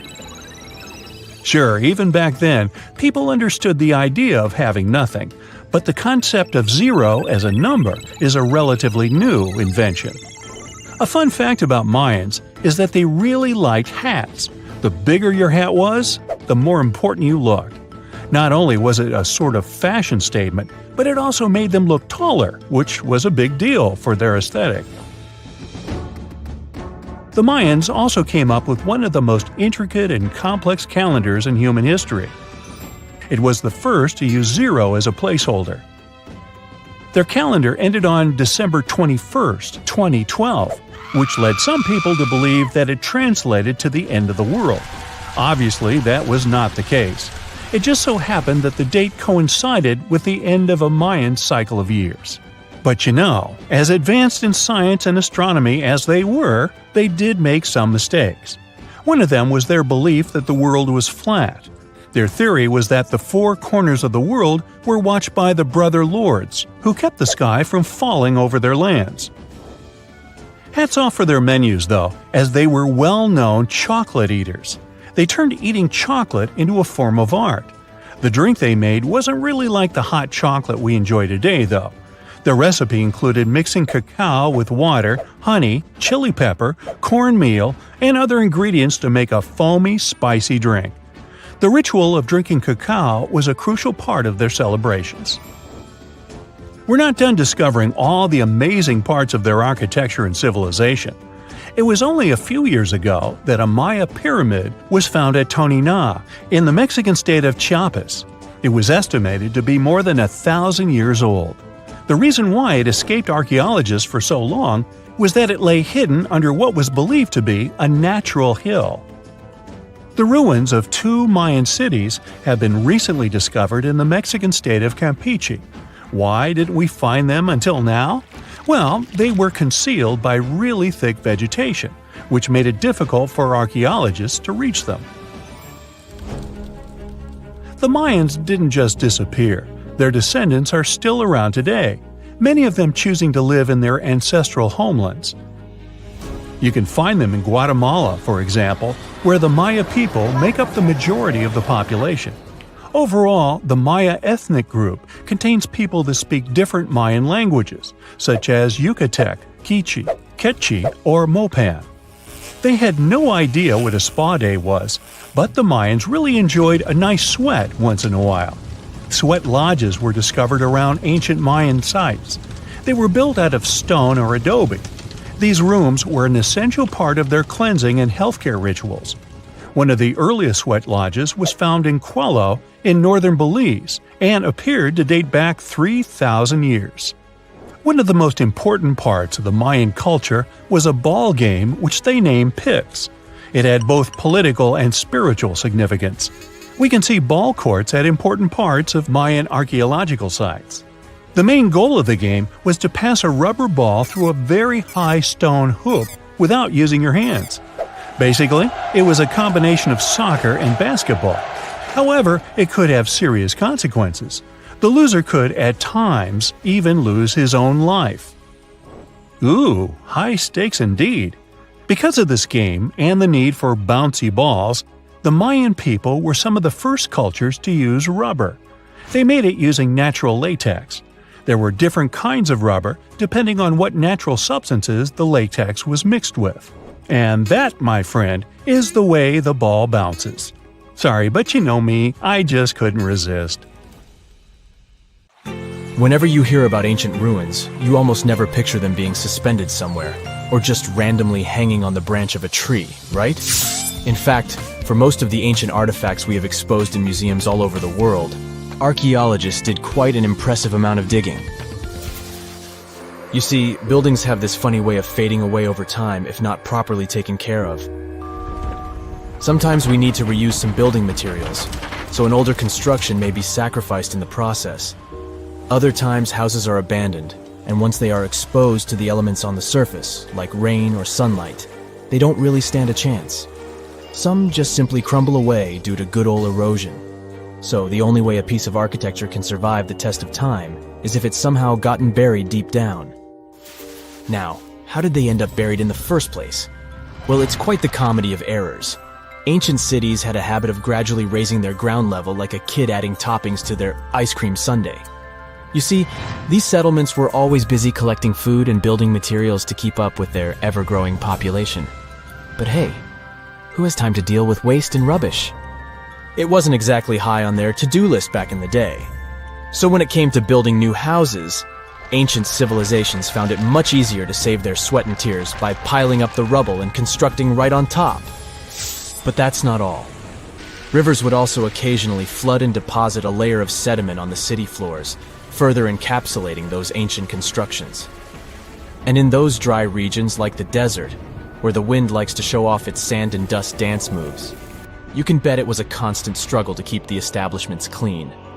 One hilarious example is the Sphinx, which had its head buried in sand until a group of archaeologists unearthed it in 1817. Some ancient towns eventually got covered up because they were completely abandoned. With less human activity to control their expansion, plant seeds couldn't resist the opportunity and sprouted all over the place. They gobbled up carbon dioxide from the air and grew, adding more and more bulk to the ground. Those cheeky roots even decided to stabilize the soil made from decaying plant matter, creating layers upon layers of earthy goodness. It's like the ultimate DIY project Mother Nature embarked on, with plants as her loyal helpers. The act of digging into the secrets of ancient civilizations is not just about unearthing a lost world. It's also an epic quest to reveal the hidden treasures beneath layers of history. But how do archaeologists know where to dig in the first place? If everything is covered in layers upon layers of sediments, debris, and plant roots, they must have some sort of system they rely on before embarking on a new project, right? For starters, they're not always the ones suggesting an archaeological dig in a certain location. Let me explain. Let's say you're a contractor, and you want to build a new fancy apartment complex in your city. Some local legislations have certain requirements before your project can start, though. For instance, before anyone starts building on a piece of land, they might need to bring in specialists to check the soil. These clever folks can be archaeologists, geologists, or paleontologists, and they need to keep an eye on things during development. If any artifacts or ecofacts, fancy word for organic remnants, are discovered, these experts swoop in to excavate and study them. But what about sites that have nothing to do with bulldozers and yellow hats? Archaeologists have more than one trick up their sleeves when it comes to locating ancient hotspots. They dive deep into historic records with a healthy dose of detective work. By sniffing out old documents and maps, they can piece together the puzzle of human activity in a specific area. If a site has been visited before, it's even better. Finding records of past excavations or historical accounts can give archaeologists lots of information on where to continue their treasure hunt. Before archaeologists start swinging their shovels, they engage in a bit of a visual scan mission. Armed with a grid system, they'll stroll around the site, keeping their eyes peeled for any artifacts that might be hiding just beneath the Earth's upper layer. From groundstone tools to historic glass and even ancient garbage dumps, yes, they're also valuable. These keen-eyed explorers can spot signs of human activity faster than most people. If they stumble upon midden soil, fancy term for a garbage dump, they know for sure that humans once called this place home. Archaeologists don't just rely on their trusty shovels, though. They have an arsenal of gadgets to aid in their search for hidden wonders. Geophysical tools are like their secret weapons. Take the resistivity meter, for example. This clever contraption measures the electrical component of the soil and any buried features or artifacts. A buried wall, for instance, will create a different resistivity reading than the surrounding soil. Magnetometers and ground-penetrating radar work in similar ways, showcasing potential hints of ancient treasures in the soil. And who could forget our trusty old friend, the GPS? It helps archaeologists map out precise locations, like a high-tech treasure map, leading them straight to their pot of gold. Care to virtually visit some of the most important archaeological sites in the world? Well, follow me. In the United Kingdom, for instance, you'll find this interesting place called Stonehenge. It's one of many henges scattered around, but this one really takes the cake. Picture this: massive ancient stones standing tall and proud, arranged in a funky outer ring and an inner horseshoe, with some smaller stones thrown in for good measure. And guess what? These amazing stones have been around for over 5,000 years. Talk about a serious case of rock-solid longevity. Now, here's where it gets interesting. According to local folklore, the legendary wizard Merlin whipped out his magic wand and poof! He teleported these massive stones all the way from Ireland. Apparently, some giants had assembled them there, but Merlin decided they would look much better at their new location. Others think it's just the ruined remains of an old Roman spiritual edifice. These amazing structures were built by our Bronze Age ancestors. With their simple tools and limited tech, they managed to create this monumental masterpiece. Impressive, right? Unfortunately, there's still so much we don't know about this area. Stonehenge's initial purpose remains a mystery to this day. Sure, there are lots of theories, but scientists have yet to agree on the subject. However, we do know that it's perfectly aligned to catch the sunrise during the summer and winter solstices. The ancient city of Pompeii is an equally amazing archaeological site. Picture this: Mount Vesuvius, a notorious troublemaker, decided to throw a volcanic tantrum and completely covered this ancient Roman city. It turned it into a time capsule, located outside present-day Naples in Italy.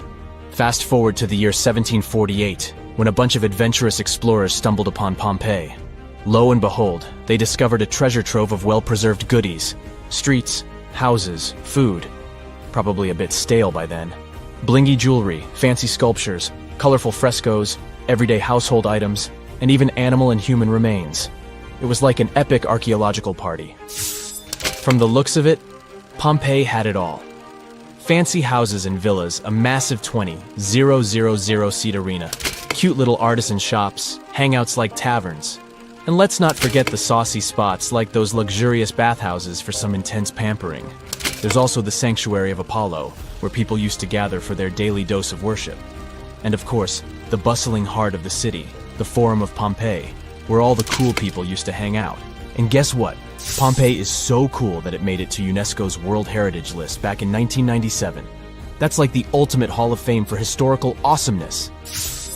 It also includes many other famous buildings and sites, like the Taj Mahal in India and the Acropolis of Athens in Greece. There are mysterious plasma bubbles floating around the pyramids of Giza. As bizarre as that might sound, let's get one thing clear right off the bat. There's nothing extraterrestrial going on here. Plasma bubbles are those weather anomalies that form in a layer of Earth's atmosphere called the ionosphere. This is an invisible layer surrounding our planet that stretches roughly from 50 to 400 miles above Earth's surface, right at the edge of space. In this layer, the sun, being the giant hot power that it is, basically cooks gases, splitting them into electrically charged particles called plasma. Here's where it gets interesting. At night, especially near the equator, these charged particles get disturbed, and when a bunch of them suddenly vanish at the same time, it forms what we call a plasma bubble. Imagine it like a big empty pocket where the plasma is missing or its quantity is lowered. But it's only considered a plasma bubble if this phenomenon occurs on a large scale, typically around 62 miles in size.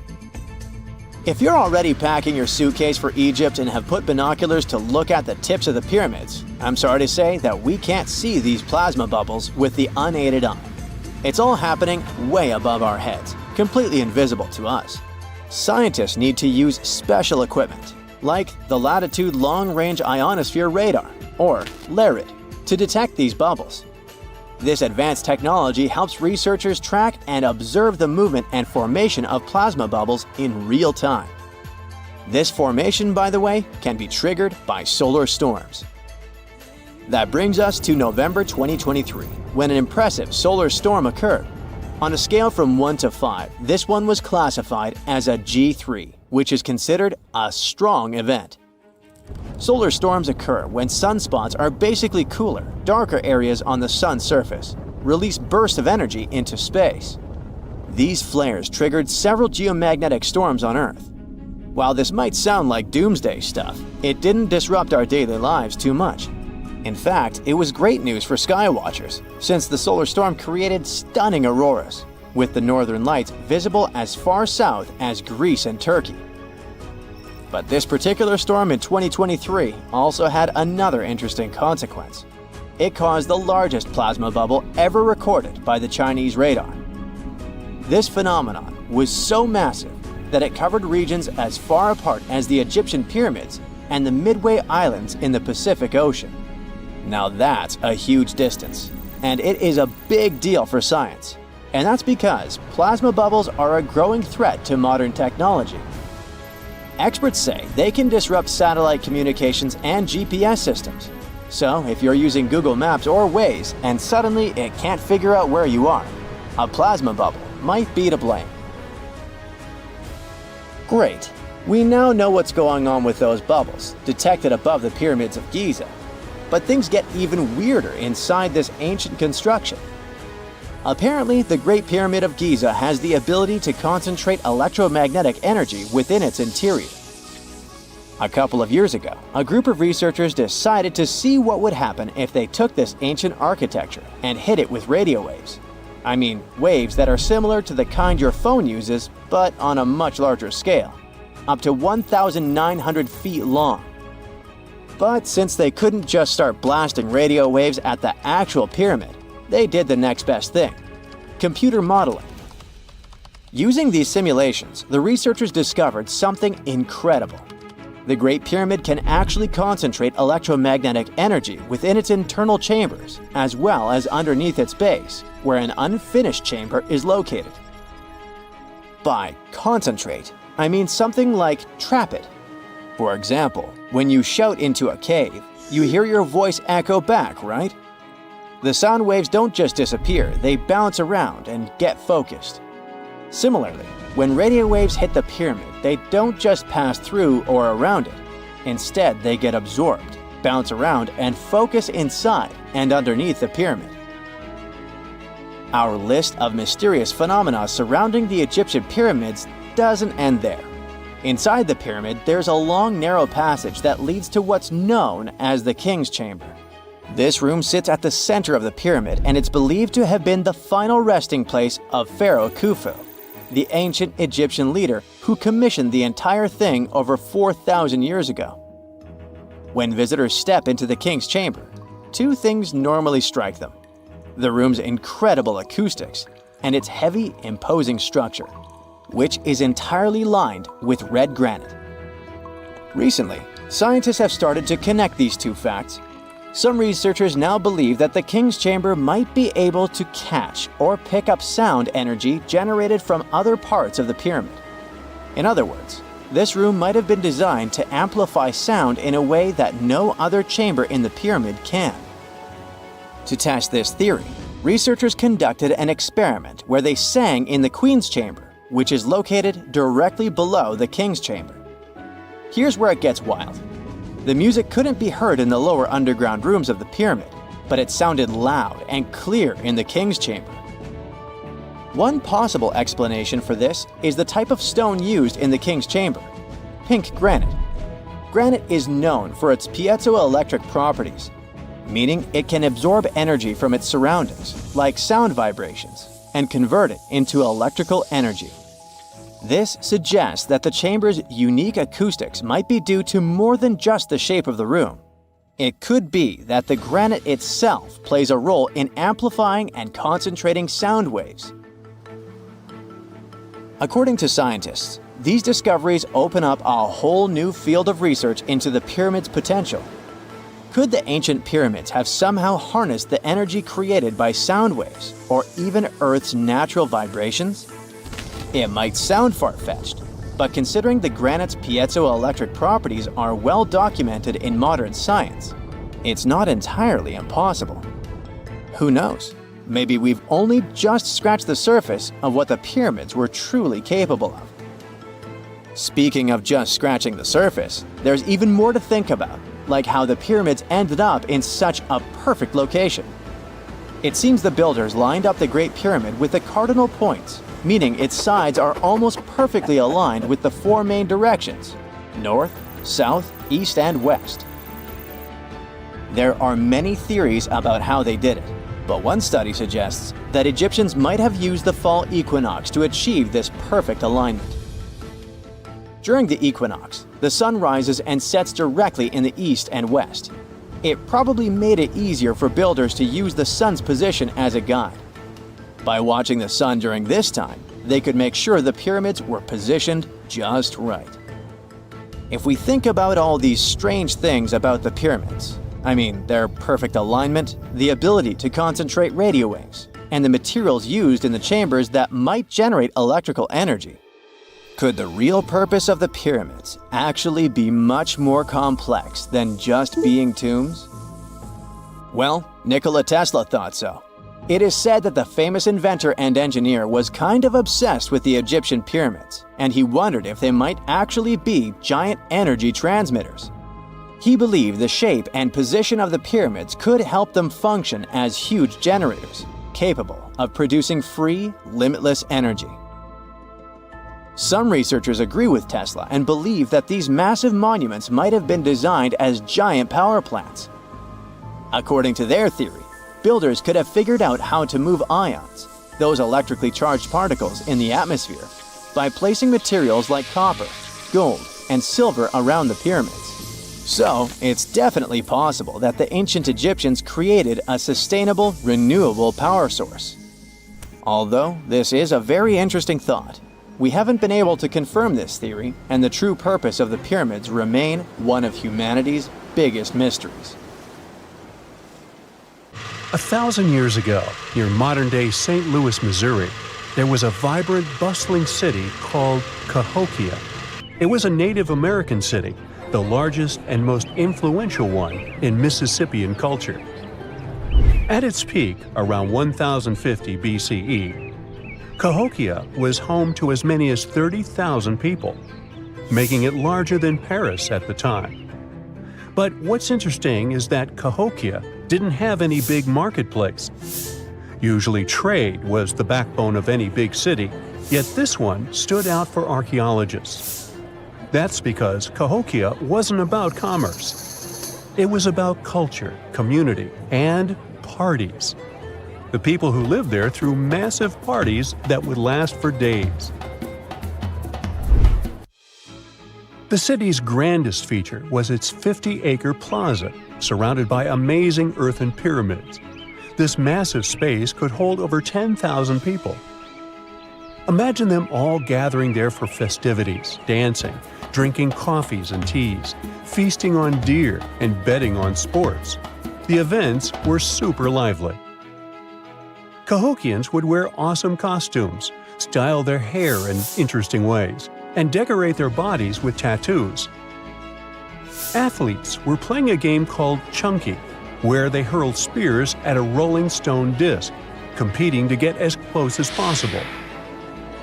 The roar of the crowd filled the air, and performers showed off their skills. These celebrations were so wild, they left traces in history. After the parties ended, Cahokians cleaned up by tossing leftovers into pits. Archaeologists have uncovered these waste pits, and they were filled with food remains and pottery. One pit alone contained the remains of 2,000 deer, and that's from a single event. They also found traces of yaupon holly, a caffeinated plant that was traded from hundreds of miles away. This just shows how much effort and thought Cahokians put in their celebrations. Would you like to live in a city like this? But aside from all the fun and games, Cahokia was also deeply complex and spiritual. The city was built on a landscape that mixed dry land with swampy patches. Many people believe that this symbolized the connection between the world of the living and the dead. The people of Cahokia saw their city as a bridge between these two realms. They built earthen mounds, both for ceremonies and rituals, and as construction support. These mounds rose from the swampy areas. Meanwhile, people settled in the drier spots. Elevated pathways connected these neighborhoods, creating a physical link between life and death. Isn't it sad that some ancient metropolises that rival modern cities in scale just disappeared? Cahokia's story came to a quiet end around 1350 CE, when the city was abandoned, all due to changes in environments and weather, floods, and other problems. But the influence of Cahokia was so big, it spread to distant places. Some of their traditions, like Chunky and yaupon tea, have survived in native communities to this day. Today, Cahokia is a UNESCO World Heritage Site, and it's not the only megacity we lost. About 5,000 years ago, people in the Indus Valley built some of the world's first cities. Mohenjo-Daro was an ancient city in what is now Pakistan. The city was built around 2500 BCE, and back then, it was a thriving hub of the Indus civilization. Sure, it was much smaller than modern cities, but it was quite huge at the time, around 40,000 inhabitants. It looks like the locals were crazily strict and disciplined people. The city's planning and organization were incredible. It was laid out in a grid pattern. Streets and important buildings aligned along the north-south axis, probably to match the movement of the sun and moon. They also built one of the most advanced systems for water and waste management of their time. The city had about 700 wells. Nearly every house had its own. Most homes also had private bathrooms with drainages and even underground sewers.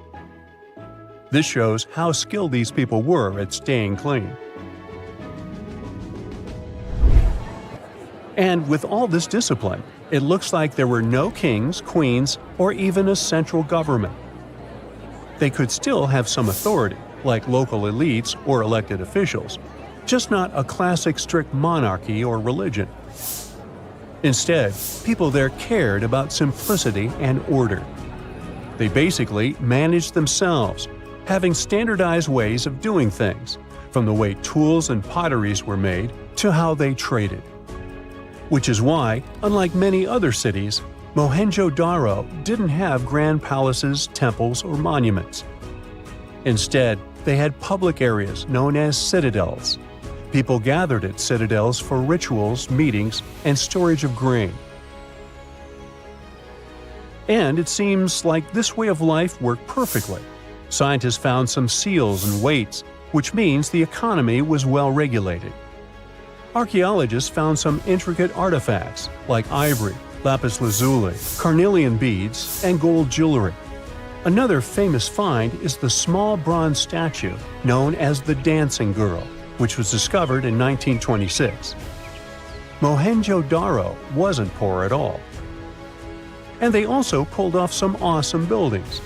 Staying clean was clearly way more important to them than displays of wealth or power.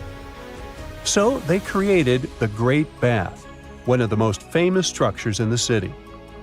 It's a large, watertight pool built with baked bricks, perched on a mound of earth, being almost a religious place, the closest thing they had to a temple. Meanwhile, the city itself was built on a series of mounds. They grew taller over the centuries as people added new houses and structures. Why did the city fail? No one really knows. There's something mysterious about the sculptures archaeologists found. Many of them seemed intentionally broken. This means the city's later inhabitants, maybe invaders or something, destroyed them for some reason. Some scientists think that the Indus River may have shifted course, disrupting agriculture and trade. But there's no evidence of a flood or any big event like this. It just seems like, over time, the entire Indus civilization just gradually faded away. By 1900 BCE, the culture had shifted and didn't leave much behind. Let me tell you now about the ancient city of Kos, which is located where the modern town of Kos now stands in Greece. Imagine arriving by sea, and the first thing that hits you is the sheer grandeur of its agora, this massive public square built with stones in different colors, laid out on terraces that rise above you. It was one of the biggest in the ancient world, and it made a great impression on anyone approaching the city. This place has a rich history, dating back to around 2300 to 2200 BCE. A long time ago, local folk gathered up from different parts of the island to form a new city in the northeast. People have lived there since the Bronze Age, and over time, it became a super important center of culture and trade. And no wonder, since it's right near a natural harbor. The harbor was sheltered by two breakwaters, and people built some of the most important religious sites there, including the sanctuaries of Aphrodite and Hercules. Kos wasn't just beautiful, though. It had some brilliant design. The whole city was laid out in a neat grid, with streets crossing each other at perfect right angles, literally looking almost like a modern city. Thanks to this, moving around was super easy, and the blocks, or insulae, were big enough to fit several large houses. Kos remained largely unchanged until the 6th century CE. Over time, it started gradually shrinking in size, confined within the walls of what is now the Chora neighborhood. Meanwhile, Palmyra was an ancient city built around a beautiful oasis sometime around the 3rd millennium BCE. Originally known as Tadmor, this city flourished as a major stop on the Silk Road, linking the Near East with Asia. It was a thriving center of trade and culture. They had a marketplace, assembly buildings, grand gates. In other words, this place was bustling with life. The city has been through many hands throughout its history, from the Byzantine to Arab caliphates, which is probably why it had some awesome architecture. An interesting blend of Greco-Roman, Persian, and Arabic vibes. The Temple of Bel, the Great Colonnade, and a Roman-style theater. But, like all the others, it decayed over time. Palmyra's importance faded, and by the early 1400s, it had been largely destroyed. But at least its ruins remained. Right now, they're a UNESCO World Heritage Site.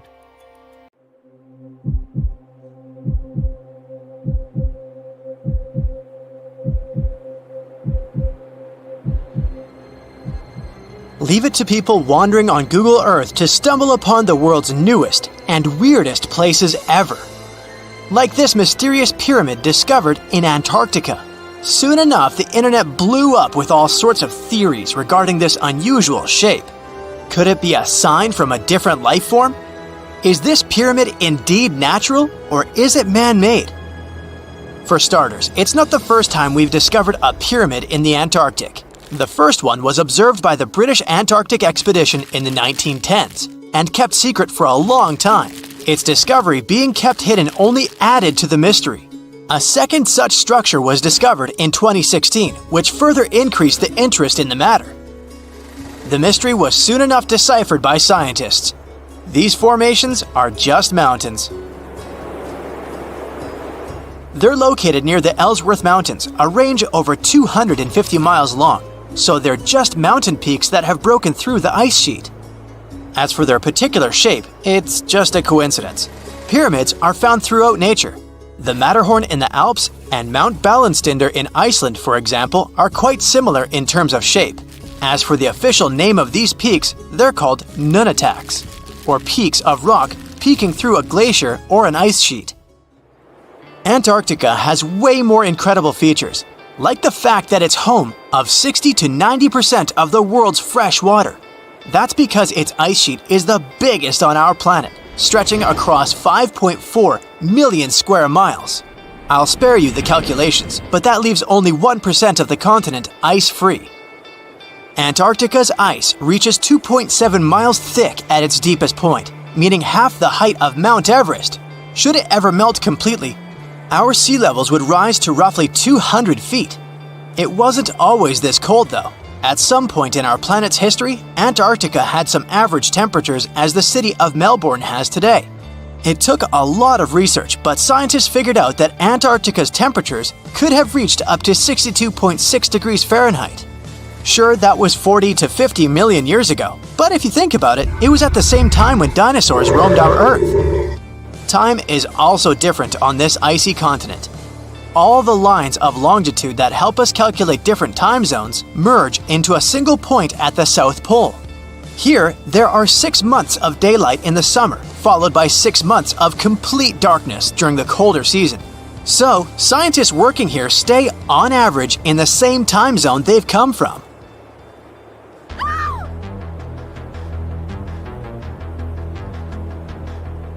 The Blood Falls aren't a chapter of a thriller movie.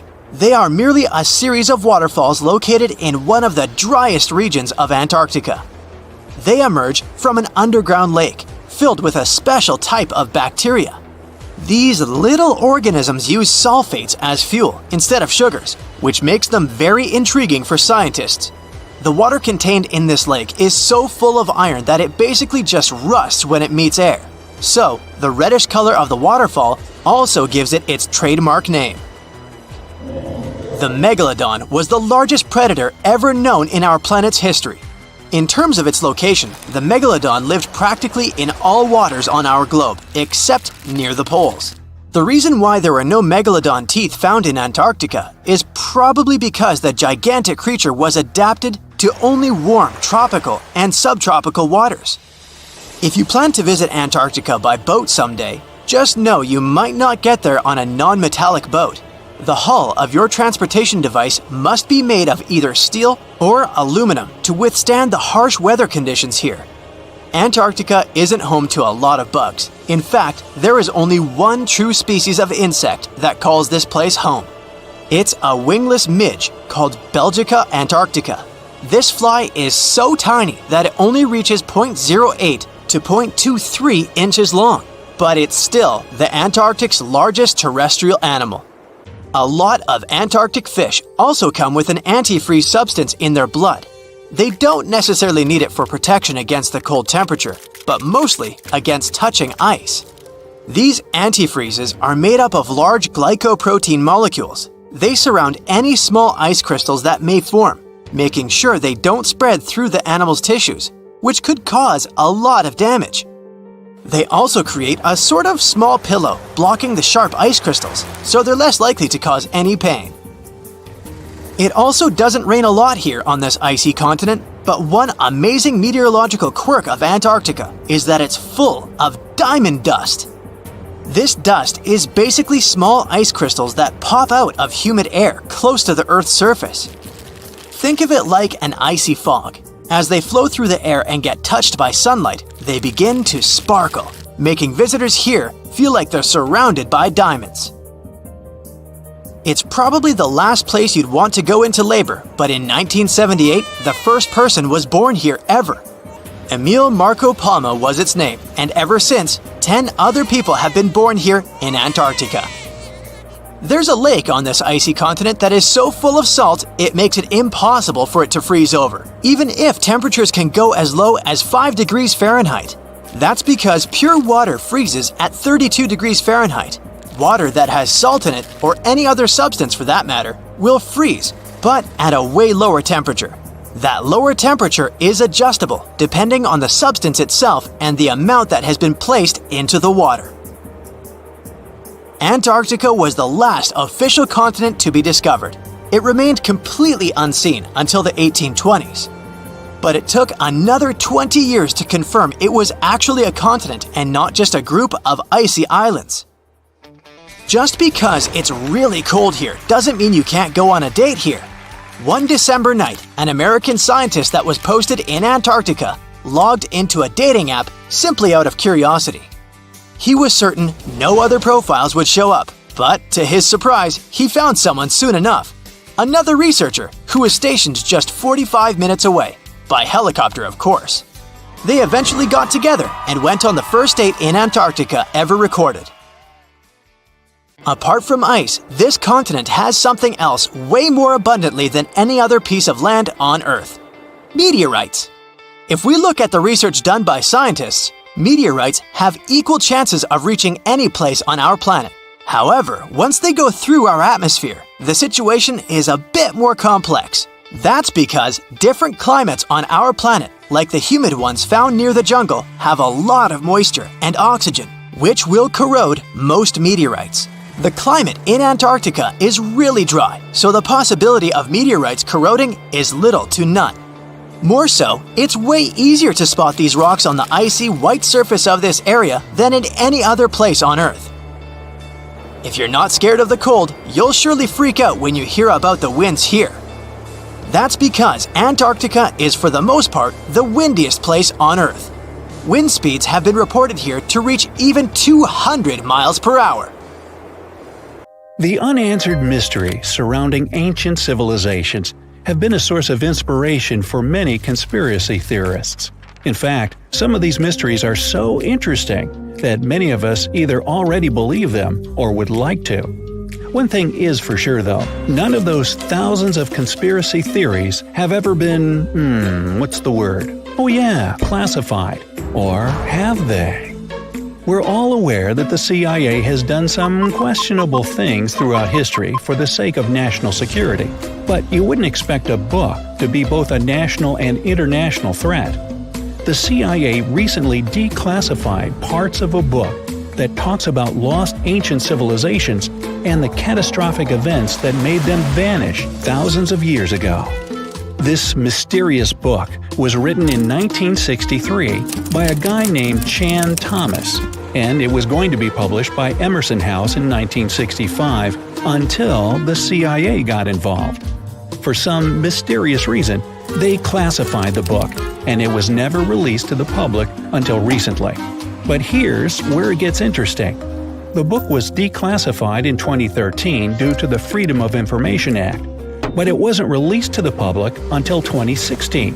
And what was released truly raises a few questions.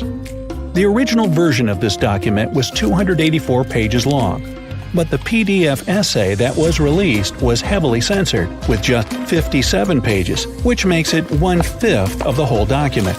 The pages were edited before they were released to the public in such a way that you wouldn't even notice that the other pages were missing. Now, no one really knows why this book was classified in the first place, but it has some interesting content from what I've gathered. The author of the book had quite the imagination and a huge love for ancient civilizations. And even though what he had to say is very thought-provoking, some of it is just bizarre.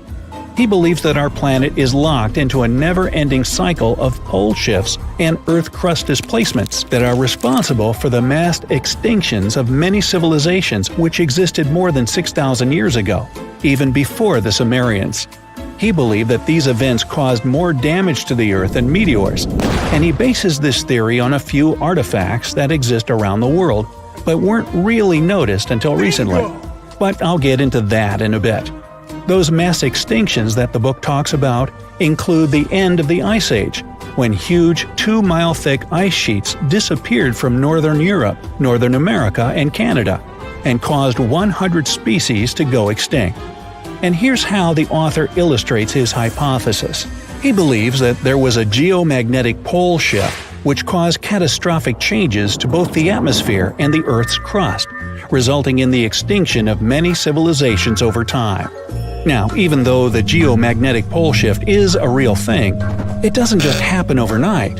It happens really slowly, only about every few 100,000 years, according to scientists.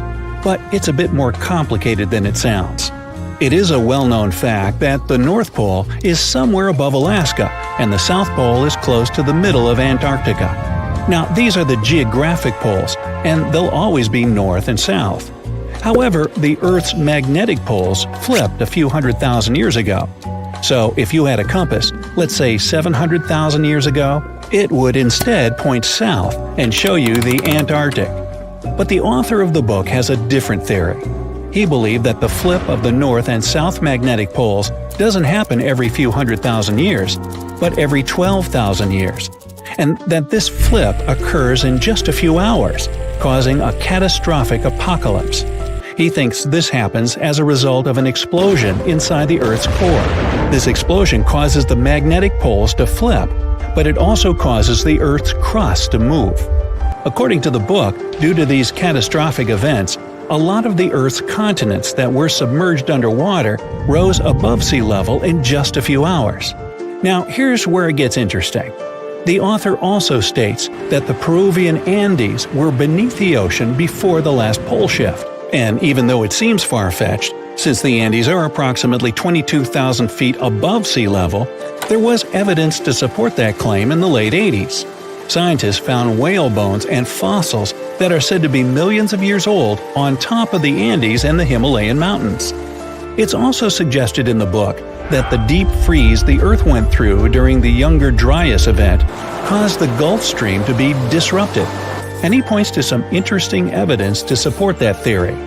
Frozen mammoths were found trapped in blocks of ice with food still in their mouths. Now, this is a true mystery, because freezing cold weather is in their nature, and they were among the few animals that could truly survive in the Ice Age. So, what could have caused them to freeze so quickly? Kinda makes you go, doesn't it? The document describes the Great Pyramid of Giza as a true enigma as well. The Pyramid of Giza is made out of 2.5 million stone blocks that are placed on top of each other with great precision. It's close to 750 feet wide and more than 450 feet high. To this day, we're still not able to explain how it was constructed, and it's quite difficult to understand the internal design as well. On the inside, the pyramid has no similarities to the other pyramids, and, despite popular belief, there were no mummies found in any of them. If you think that's a bit weird, wait for the next one. There are absolutely no hieroglyphs found in any of the pyramids, and that goes both ways. What do I mean? There are also no pyramids, or anything that resembles a pyramid, in any hieroglyphs either. Mr. Thomas believes that the pyramids were created hundreds of thousands of years before the Egyptians by a civilization that went extinct. Speaking of civilizations, in his book he even mentions the Greeks. He claims that in Greece, there was another ancient race of people that went extinct as well. He claims they were extremely tall with blue eyes and blonde hair, and had access to advanced technology that the Greeks couldn't have known about in their prime. Now, before we drift too far away from the stone blocks, let's talk about another mystery, the temple in Baalbek, Lebanon, and its ginormous foundation blocks. Those stones, which make up the Heliopolis, were also used for the temple in Rome. The foundations of the temples are made of 900-ton trilithon stones, and according to the author, this is proof that there must have been a lost ancient civilization with advanced technology. Now, most archaeologists claim that those stones were made by the Romans. However, there's no evidence to support that. The Romans didn't have the technological equipment to make the stones or lift them. So, you might think, what if they just made them in that place right then and there? Well, those stones were also lifted 30 feet high and were placed next to each other with mathematical precision. And let's not forget about the blocks on top of the Heliopolis in Lebanon, which weigh about 800 tons each. But wait till you hear the next one. The Romans don't even credit themselves for these stones. They claim that they built up the sides, but they don't take credit for the extraordinarily large and heavy foundation stones. The author also makes an interesting point about the distance between the Roman capital and Baalbek in Lebanon. Why would the Romans build the world's largest monolithic stones in such a remote area, and so far away from their capital, and never take credit for it? Well, folks, it's a mystery to me. Now, let's move on to the most intriguing enigma, Easter Island, which is located in the middle of the Pacific Ocean, or nowhere, if you will. The author questions how people found it or even settled in such a remote island that long ago. One of the signifiers of Easter Island are the Moai statues, and the mystery surrounding who they depict and why. What's an even bigger question is how they were created, moved, and positioned in the places they were found. According to this declassified document, Easter Island was part of the now lost continent named Mu, and it was sunk in the Pacific Ocean in a disastrous cataclysm that happened during one of those pole shifts. The continent of Mu, according to the book, was as big as South America, and what we now call Easter Island is just what's left of that continent. The author also believes that this is what happened with the lost city of Atlantis as well. Plato is even quoted about this, saying that the whole city of Atlantis sunk miles beneath the waves within just a day.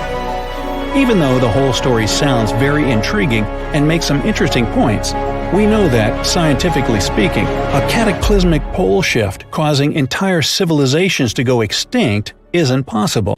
Big news! Santa is real, and he looks like this. I know it's not exactly how we pictured the jolly old guy, but a recently discovered tomb might just be the proof we've been waiting for to show that St. Nicholas was real and Turkish. Turns out, he wasn't a North Pole native, but a kind-hearted bishop from the 4th century, famous for giving gifts to everyone. The legend says he was a wealthy man born in the ancient city of Patara, modern-day Turkey, who traveled to the countryside to help the poor and the sick. For centuries, though, people couldn't be sure he actually existed. Some historical sources say he was buried in Myra, which is now called Demre, Turkey. Since the 80s, archaeologists have been digging around this area, trying to prove it. And now, their Christmas miracle has finally come true. After digging 6 feet deep in an annex of St. Nicholas's church, they uncovered a mysterious limestone tomb, about 2 meters long. While they're pretty sure this is St. Nick's final resting place, they're still searching for an inscription to confirm its exact age. Now, if we're talking about the fictional Santa Claus, legend says his home is in Lapland, Finland. Back in 2018, archaeologists made an interesting discovery that could finally prove that Santa was real. They were digging at a site called Tiny Aro when they stumbled upon about 200 burial pits. But when they looked inside, there was definitely no sign of Santa. Actually, there were no human skeletons at all, just a bunch of things like pottery and animal bones. So no one really knows what this place was. That was the complete opposite of what happened with a group of archaeologists working in the ancient city of Petra, Jordan. Since 2003, there have been rumors about hidden chambers beneath the famous monument called Al-Kazneh, also known as the Treasury. 21 years later, a team finally decided to dig and uncovered an intact tomb. Inside, they found at least 12 human skeletons and artifacts, estimated to be over 2,000 years old. Hundreds of thousands of tourists travel to Al-Kazna every year, and most of them probably go there to see the site of the Holy Grail in the movie Indiana Jones and the Last Crusade. So, do you want to know the funny part? One of the skeletons in the tomb was clutching a ceramic chalice that looked a lot like the Holy Grail. You probably remember the devastating fire that caused massive damage to Notre Dame in Paris back in 2019.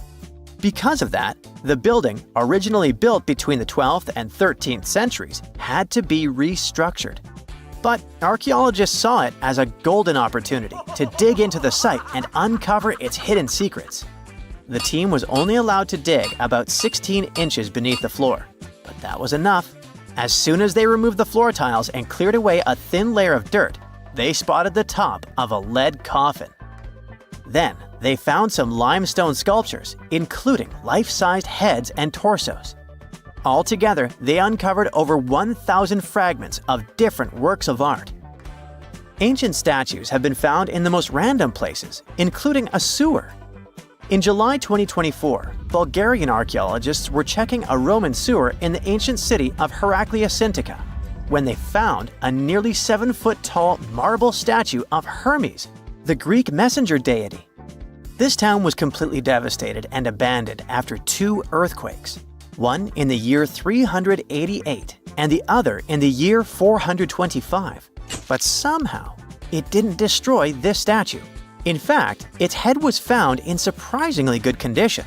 Finding ancient artwork is definitely fascinating, but imagine stumbling upon an entire hidden city in the Amazon rainforest. Using high-tech lasers, researchers uncovered a lost civilization with thousands of structures and a whole network of roads, canals, and houses, all buried beneath the dense jungle. This city was built around 2,500 years ago, in an area located in the shadow of a volcano, which, by the way, could have erupted and destroyed this civilization at some point. It's hard to say exactly how many people lived there, but experts estimate they stayed up there for about 1,000 years. This discovery proves ancient people also had huge, organized cities in the middle of the Amazon. A similar thing happened in Campeche in southern Mexico. An archaeologist was doing some research on the internet when he accidentally discovered a hidden Maya city. This area, now called Valeriana, was huge, about the size of Edinburgh, the capital of Scotland. It had pyramids, sports fields, amphitheaters, and paths connecting different districts. Thanks to satellite images, archaeologists uncovered an entire unknown civilization from the Bronze Age. They were checking out aerial images when they discovered 100 prehistoric settlements in the Pannonian Plain, a region that includes parts of what's now Serbia and Hungary. The people who lived there are now known as the Titsa Site Group, and it looks like they were a pretty well-organized society, skilled at growing food, hunting, and fishing. Google Earth helped a team to uncover a mysterious set of 400 ancient gates in Saudi Arabia. These gates, scattered across the desert, are thought to be from thousands of years ago. They're made of stone and arranged in weird formations that have left archaeologists scratching their heads. I mean, they don't look like they were meant for funerals, and they don't seem like structures where people lived. So, we still have no idea what they are. Technology is really changing archaeology. Thanks to artificial intelligence and, well, a $1 million prize, we've finally been able to decipher part of an unreadable and super damaged ancient scroll. The Herculaneum scrolls were discovered by workers digging up the ancient town of Herculaneum near Pompeii in 1752. But their condition was so bad that, for years, they were considered indecipherable. Thankfully, AI has helped unveil their secrets. Based on the studies so far, experts believe that one of these scrolls was written by a philosopher who valued pleasures, like music and food, above all else. No doubt, Stonehenge in England is one of the most mysterious places on Earth. Some theories even suggest it was built by extraterrestrials. After more than a century of research, archaeologists are still figuring out how it came together. See that big altar in the middle? Turns out it came all the way from Scotland. And that's pretty wild, considering this massive sandstone block weighs over 6 tons, and the people who built Stonehenge more than 4,000 years ago, didn't have the luxury of wheels or modern tools. We can find some pretty amazing stuff in the oceans too. In 2013, a mysterious shipwreck was found about 20 feet underwater off the coast of Kenya. At the time, no one knew where it came from, but now, researchers are pretty sure this could be a ship from Vasco da Gama's fleet. You know, the famous Portuguese navigator, best known for being the first to sail from Europe to India by rounding Africa's Cape of Good Hope. If it's confirmed, this shipwreck could be one of the earliest European shipwrecks in the Indian Ocean. Ancient treasures can take many forms, including a bottle. Recently, archaeologists in Norway uncovered a 150-year-old message in a bottle during an excavation of a Viking burial mound. The bottle contained a letter written by Anders Lorange, an archaeologist who worked on the site back in the 1800s, along with his business card and a few coins wrapped in paper. The letter gave some details about the excavation, though it seems Lorange got a few things wrong, like the exact number of Viking shields discovered. At the end of the letter, he wrote a personal note in runic script, "Emma Gade, my girlfriend." So it gave us not only insights into history, but also a peek into his love life. In 1850, French scientist Auguste Mariette went to Egypt looking for manuscripts, but accidentally found a head of a sphinx sticking out of the dunes. He cleared the sand and figured out the sphinx was guiding the entrance to some underground construction. Several months later, he finally entered the Serapeum of Saqqara. Inside, he found an enormous granite sarcophagi with remnants of 64 bulls. Scientists are still amazed by the tech that the ancient Egyptians used to transport those enormous boxes. The Serapeum was built around the year 3000 before the Common Era. It was an underground tomb built to honor the sacred Apis bulls of ancient Egypt. It had a long hallway, almost 500 feet long, with giant stone rooms on both sides. Some of the sarcophagi weighed as much as 50 average cars, and all of them were made with super precision, with exact 90-degree angles. These sarcophagi were beautifully decorated with hieroglyphs and carvings that told stories about the lives and importance of the Apis bulls. Now, there are 24 sarcophagi left. In ancient Egypt, Apis bulls were very special animals connected to the deity Ptah. They thought the bulls carried Ptah's spirit and wisdom, helped the pharaoh, and protected the Egyptians. Priests looked for special markings on young bulls to find Apis bulls. It could be a white triangle on its forehead, which symbolized divine light, a shape on its back like a vulture's wing, and a scarab shape under its tongue, which stood for rebirth. If a bull had these signs, they believed it was chosen by Ptah and treated it like royalty. The chosen bulls lived in a special temple in Memphis, the city where they worshipped Ptah. They received the best care and offerings from visitors who wanted their blessings. When an Apis bull passed away, it was treated with great honor and mummified. When Mariette entered the Serapeum, he noticed traces of rollers on the gallery's floor and found 2 wooden horizontal winches. Each had 8 levers. Later, other explorers saw double rails. The burial chambers were lower than the hallway floor.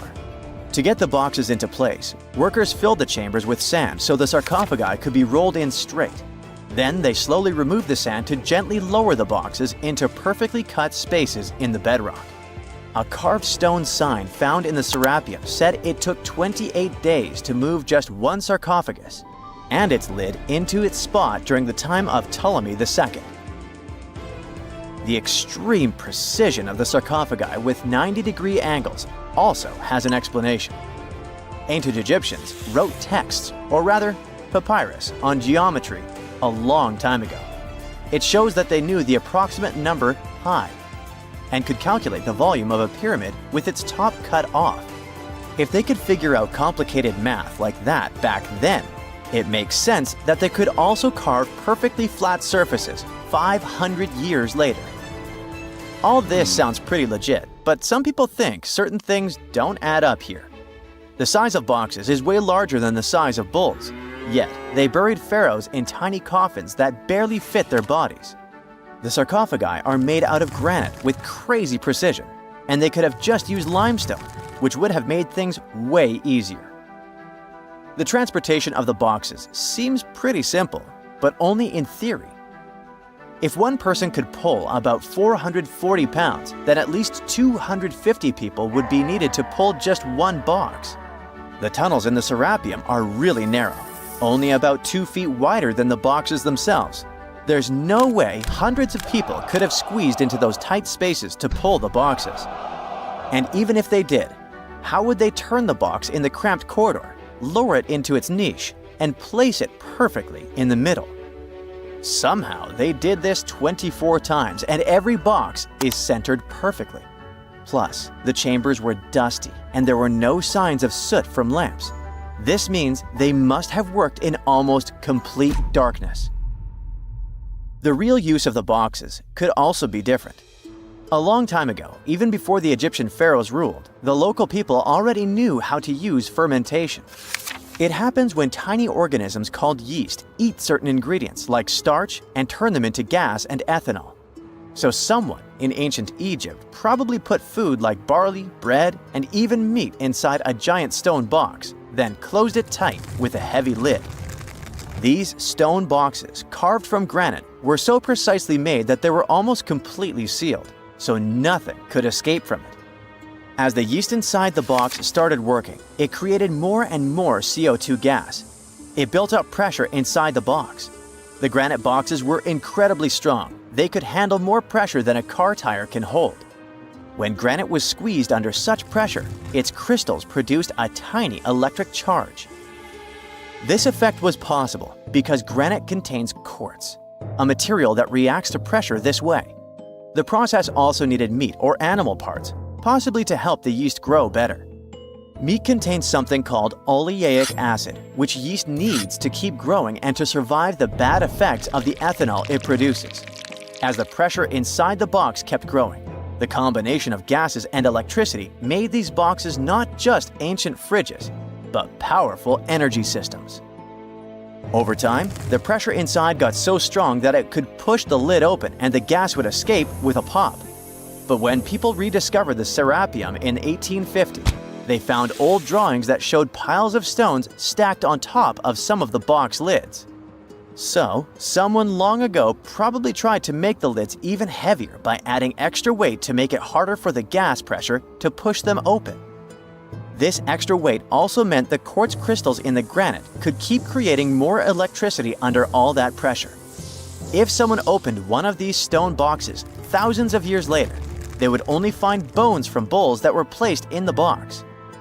And that's exactly what Mariette discovered in the 1850s.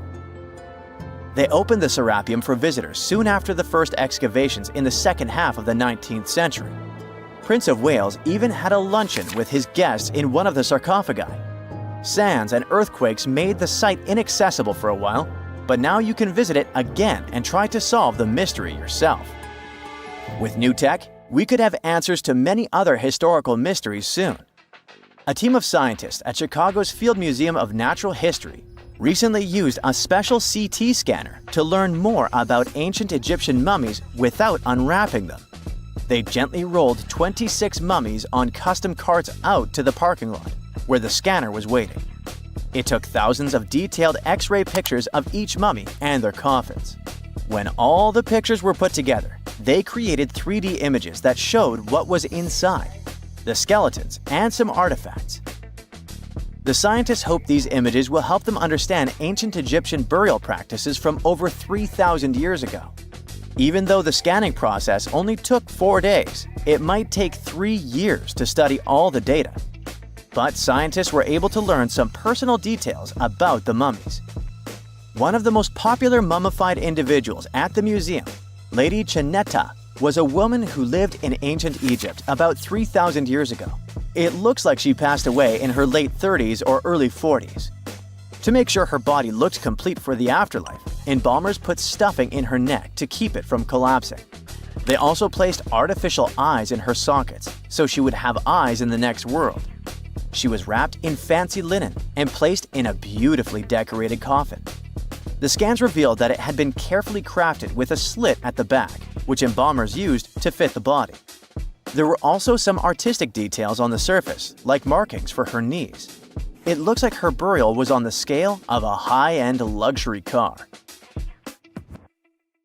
What is a boat doing in the middle of a desert? You would expect to find a seagoing vessel closer to shore. This is the question archaeologists had been asking for decades.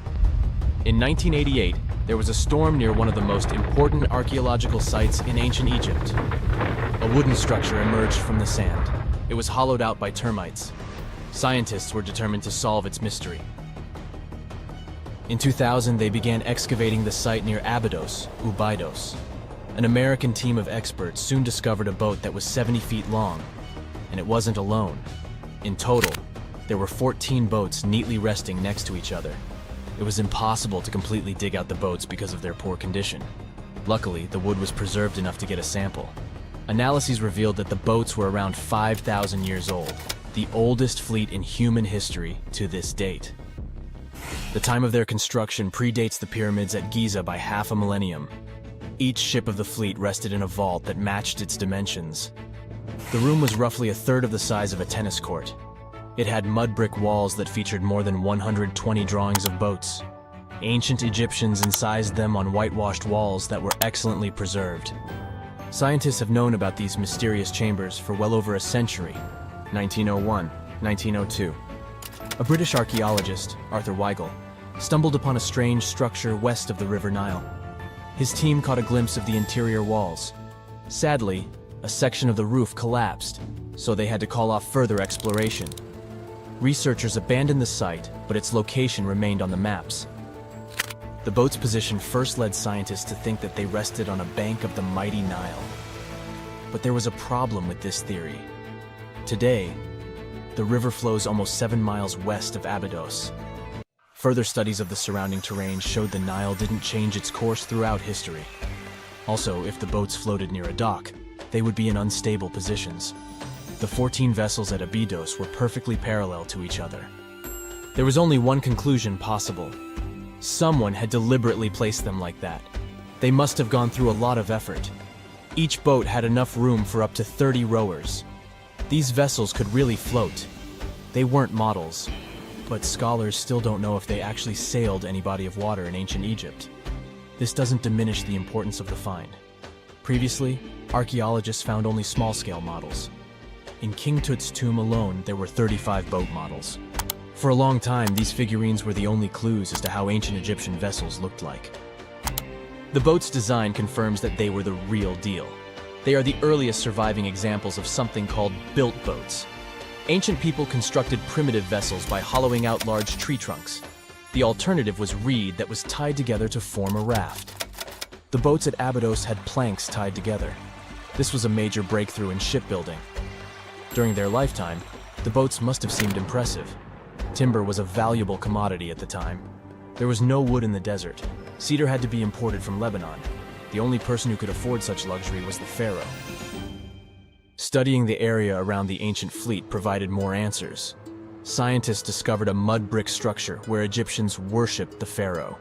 Its approximate date of construction matches that of the wooden boats. The same bricks out of which this building was made were used to encase the fleet. At the time of their construction, the rooms they were stored in had a ceiling. That's the section that archaeologists stumbled upon in the early 20th century. Just like mummies and coffins, these marvelous ships rested inside splendid vaults. The exterior of these rooms was also impressive. The outer walls originally had a plaster of white limestone. It reflected sunlight. In the desert sun, the structure housing the boats must have shone from miles away. Ancient Egyptian builders used the same technique to cover the pyramids 500 years later. Today, their surface looks jagged, but it wasn't always like this. When they were constructed, the pyramids had a top layer of fine white limestone. Their surface was smooth and it gleamed in the sunlight. Instead of stairs, the outer layer of the pyramids was more of a sleek ramp. Archaeologists were left with one final question. Which pharaoh owned the fleet? The answer lay just a mile from the site. This is where the tomb of a pharaoh from the 5th dynasty rested, King Senwosret III. Its time and style of construction matched the ones of the chambers with boats. The very end of his rule might explain how the boats ended up in the middle of the desert.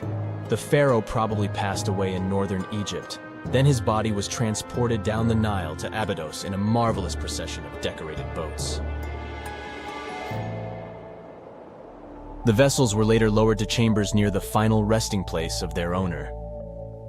This had a symbolic meaning. In the ancient Egyptians' belief system, ships played a key role.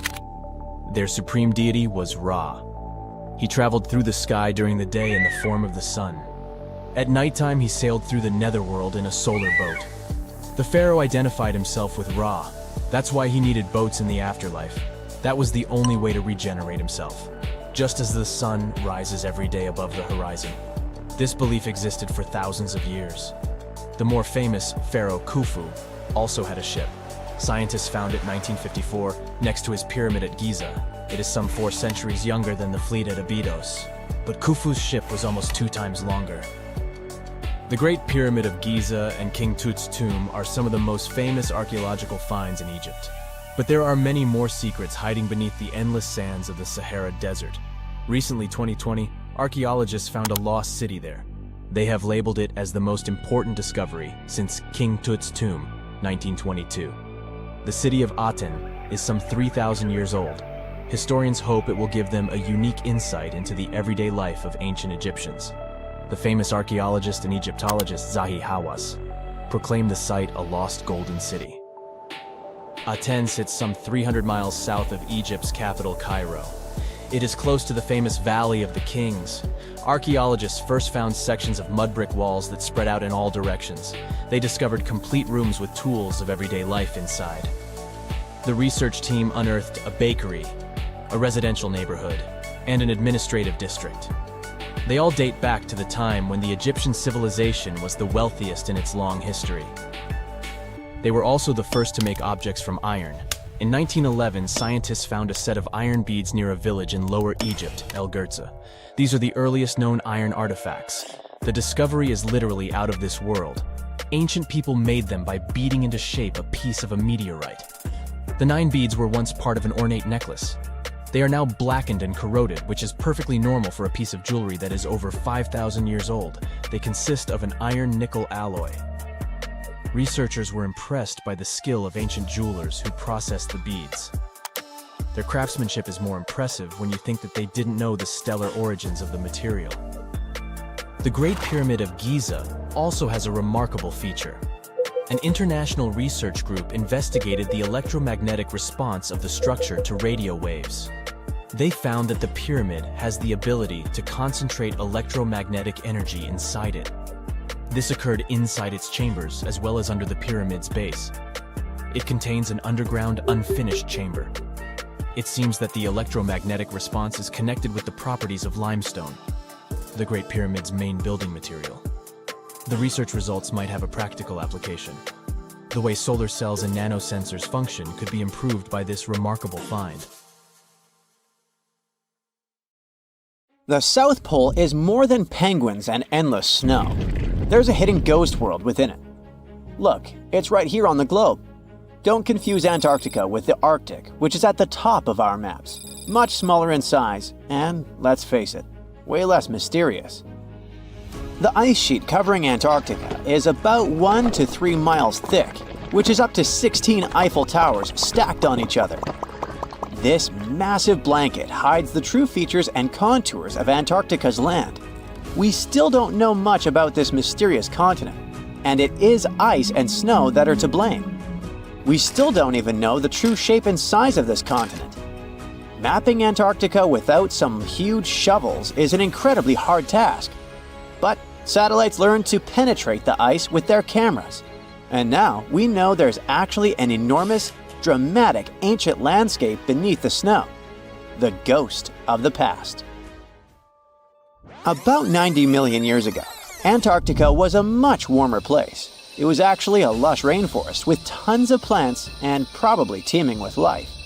It even had rivers flowing through it. Then the ice came. This happened about 34 million years ago, during the transition from the Eocene to the Oligocene, when our planet cooled significantly. It was the beginning of one of our several ice ages.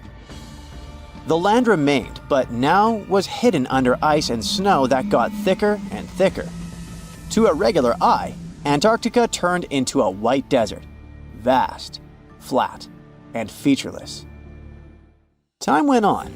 This massive ice sheet moved around, smoothing and shifting the ground beneath it. Over the millions of years, it changed what the land looked like.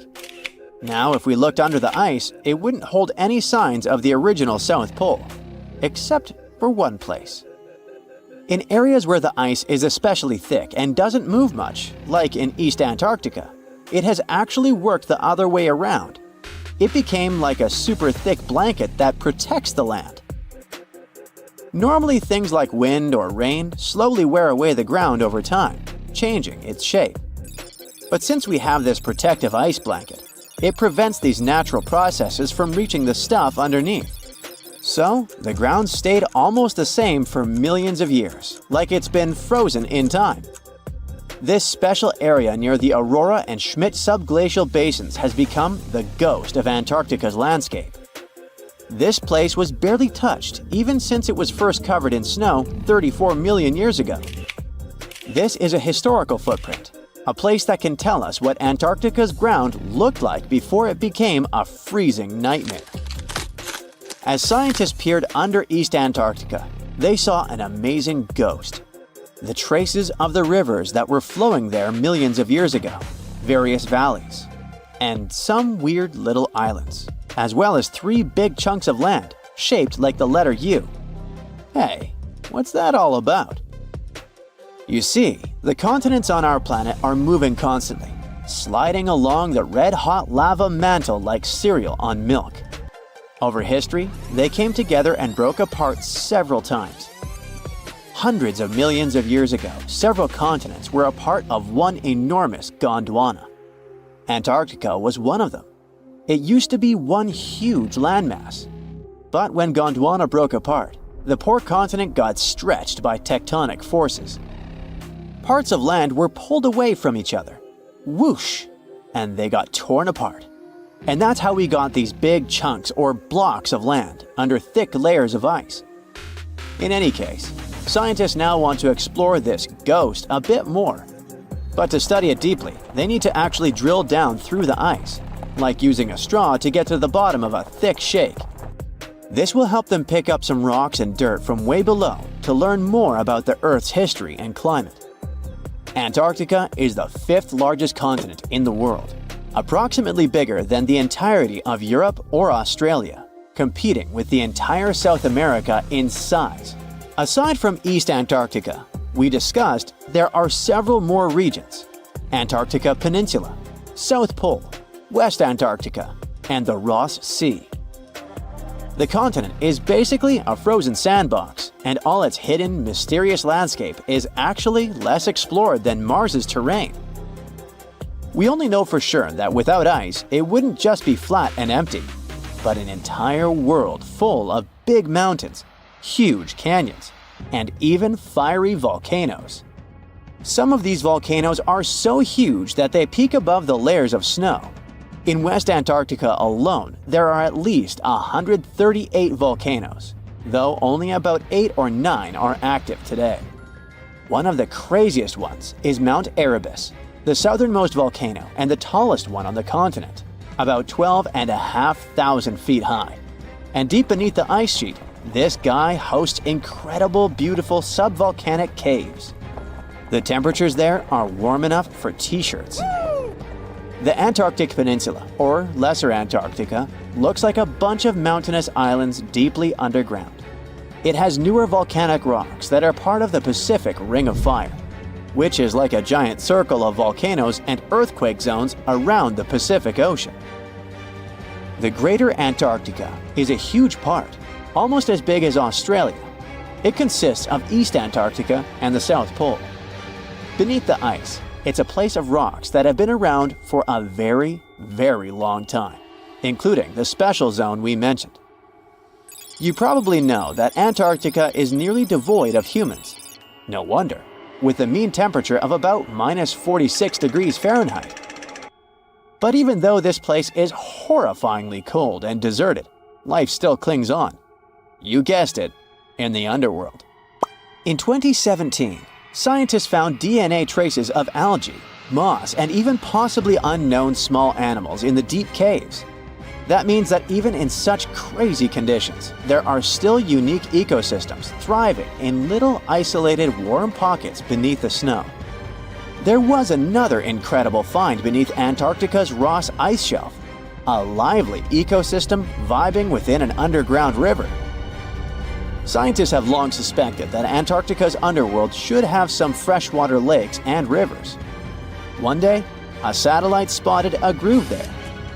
They decided to explore it and used a hot water drill to melt their way through the ice.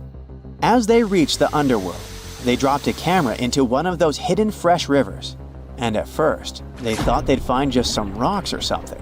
But instead, they stumbled upon hundreds of amphipods, tiny shrimp-like creatures. Little ones instantly swarmed around the lens.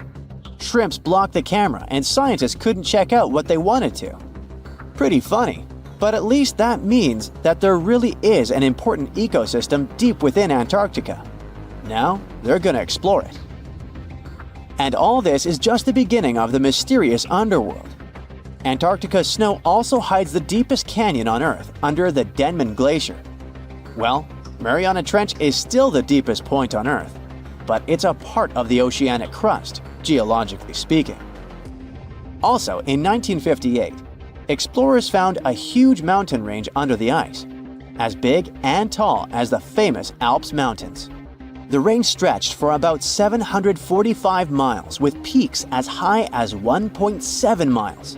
And all this magnificence is buried under tons of ice.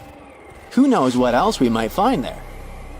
Antarctica holds about 60% of our entire planet's freshwater, which means it would be pretty bad if it melted.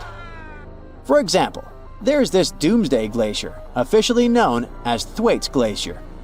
It's a huge ice formation, about the size of Florida, and it's melting right now. Every year, the sea levels rise by 4% because of it. If this guy melts away completely, the sea levels all around the world will increase by 2 feet, which might not sound like a lot, but it would be catastrophic for coastal areas. Luckily, researchers have found that even if its ice shelf were to collapse in the next 50 years, the glacier itself wouldn't retreat as quickly as they feared. It's still losing ice rapidly, but it would be quite a slow process. Phew! This summer has been turning up the heat like never before. We feel like roasted marshmallows on a sizzling grill. Yes, the world is getting hotter, but some regions have always fought with high temperatures.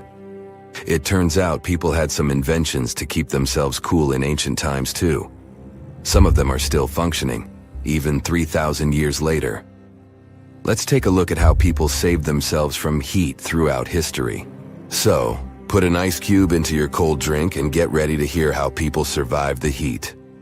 Speaking of ice cubes, do you know that the Persians made an ice storage system? In the deserts of ancient Persia, people had an out-of-the-box idea about how to prevent their food from turning into a melted mess. These ingenious Persians stumbled upon a physics trick that allowed them to create ice in the middle of the desert. They called these cool structures yakhchuls, which basically means ice pits. These ice pits were not your ordinary coolers. They were like secret underground fridges. They looked like dome-shaped mud brick structures on the outside, but inside, it was a whole different world. These ice pits had an evaporation cooler system that worked like magic. At night, when the desert cooled down, Persians made use of the radiative cooling effect. They set up cleverly designed trenches to hold thin layers of water. The water froze, defying the desert heat. Then there were underground square storage areas. The Persians collected the melting ice water from these cooled trenches, and during the night, they froze it again, making the most of the desert's natural chill. To add to the cooling effect, they built a wall to shade the storage areas from the hot midday sun. And that's not all. They had this fantastic wind-catching contraption called a badger that caught the breeze and directed it right into the ice pits. Fresh air plus ice. Cool breeze. A winning combo. They even had intricate water channels called qanats to bring water to the ice pits and homes all the way from the nearby mountains. As time passed, these yachtchols faded into history and modern technology took over. But hey, there's good news too. Some awesome folks in Iran are restoring these ancient coolers. So, if you ever find yourself in the desert, don't forget to pay a visit to these marvelous places and witness the genius of the ancient Persians firsthand. Now, I want to focus more on the wind catchers because they don't just help make ice cubes. They actually function as a cooling system as well. Back in the day, those clever architectural wonders were all the rage in places like Persia, modern-day Iran, Egypt, and the Middle East. Imagine tower-like structures with openings at various levels strategically placed to harness the power of nature's breeze. These openings were like magical portals for the wind. They captured those refreshing gusts and guided them right into people's living spaces. Basically, they were natural air conditioners. The breeze would gracefully flow downward, cooling the ground as it danced through the building. The secret sauce lies in the details: the tower's height, the number of sides, the openings, and the positioning of the interior blades. Everything plays its role in how efficiently the wind towers work out. Thanks to these wind catchers, ancient societies could enjoy comfy indoor temperatures without sweating. Can you imagine living in those times? Feeling the gentle breeze whisking through your home, keeping you feeling fresh and chilled out? The Persians are often credited for inventing these awesome wind catchers. But hey, don't forget about Egypt. There, you can find traces of similar structures dating all the way back to 1300 BCE. Yes, the invention of wind catchers may have occurred in ancient Egypt, but Yazid in Iran is the city with the largest number of wind catchers. People wouldn't have been able to live there without these ancient ACs because there was almost no rain in the area throughout the year. Now, let's look at these perforated double-skinned exteriors. Imagine dressing up a building with a fancy perforated screen. It's like giving its exterior a stylish makeover while keeping things chill inside. This genius technique, firstly, scatters the natural daylight, so no harsh sunbeams to blind you. The screen also offers shade like a pro, giving the building's interior a much-needed break from the blazing sun. Think of it as a natural sun hat for your home. Placing this screen about 4 feet away from the outer walls creates a breezy, dreamy hallway for fresh air circulation. And hey, they add a touch of elegance to the building too. These structures are sometimes called jali.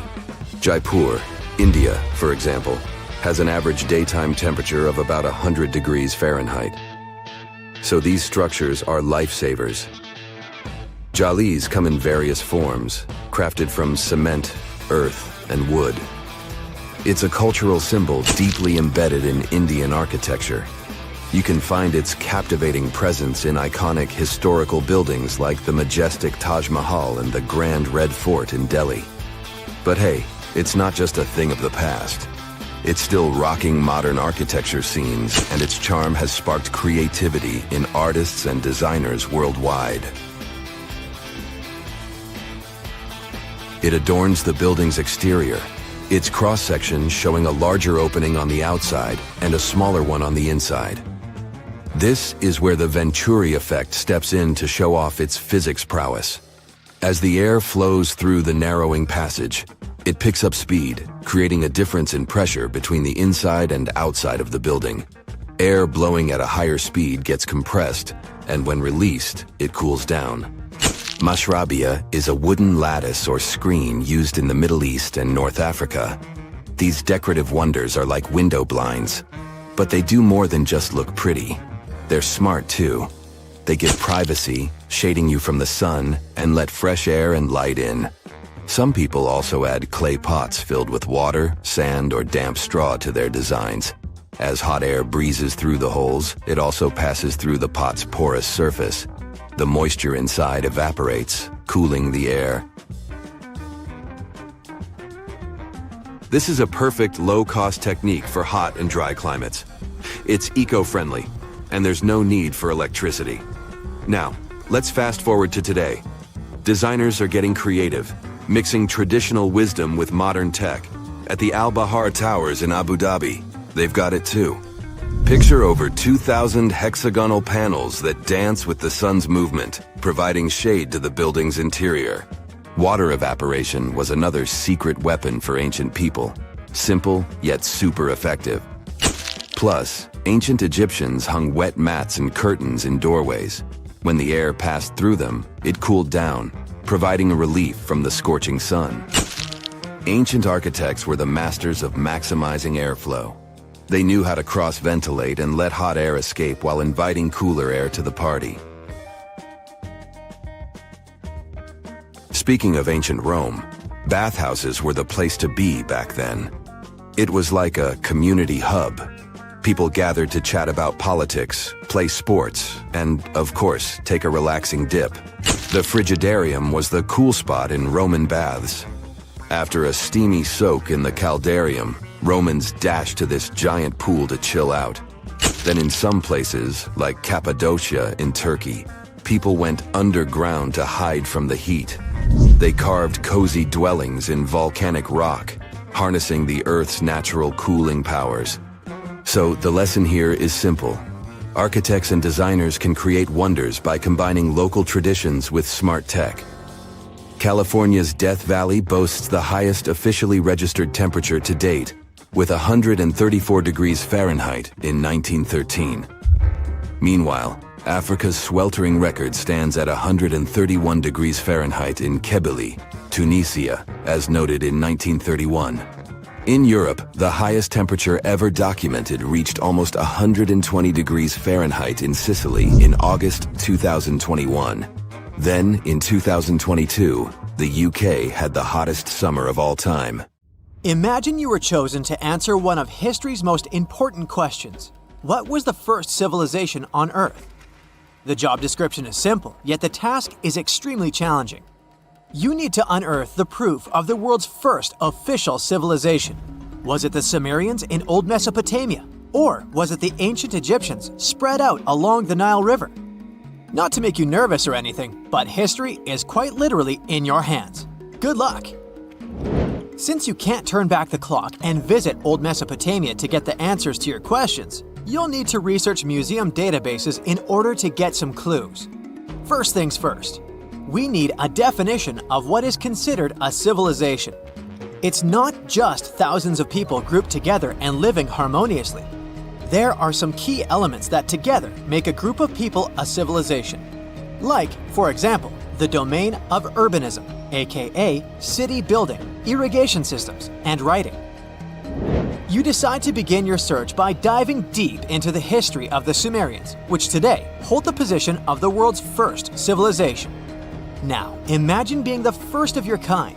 This means having no external examples. Rather, it means starting from scratch. First thing you'll need? A piece of land. And since there were no active water companies in the world at that time, you'll need a piece of land with easy access to water. So, the Sumerians settled between two major rivers, known as the Euphrates and the Tigris in southern Mesopotamia around 5000 BCE. Fun fact, Mesopotamia translates to the land between two rivers. On a modern-day map, it's more or less where Iraq is situated today. Together with land, a civilization needs ways to get food. The Sumer civilization had to face a dry and hot climate, but they managed to make agriculture thrive in the region. By diverting river waters and creating reservoirs and dams, the Sumerians allowed for a series of settlements to emerge across Mesopotamian plains. The famous city of Babylon was one of them. You know, the city that supposedly had those hanging gardens? I say supposedly because no definitive proof of the real existence of this monument has ever been found.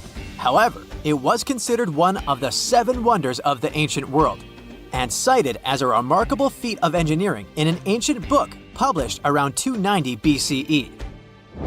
Although no record was found of the Gardens of Babylon, the Sumerians were recognized as extremely skilled builders. Their cities were filled with mud brick constructions, and the most impressive ones were known as ziggurats, stepped pyramids that were built for spiritual purposes. The Sumerians built a trade network to supplement scarce resources and started to exchange goods with civilizations rising nearby, like Anatolia and Egypt. The beginning of trade was what drove the Sumerians to develop what is believed to be the world's first writing system.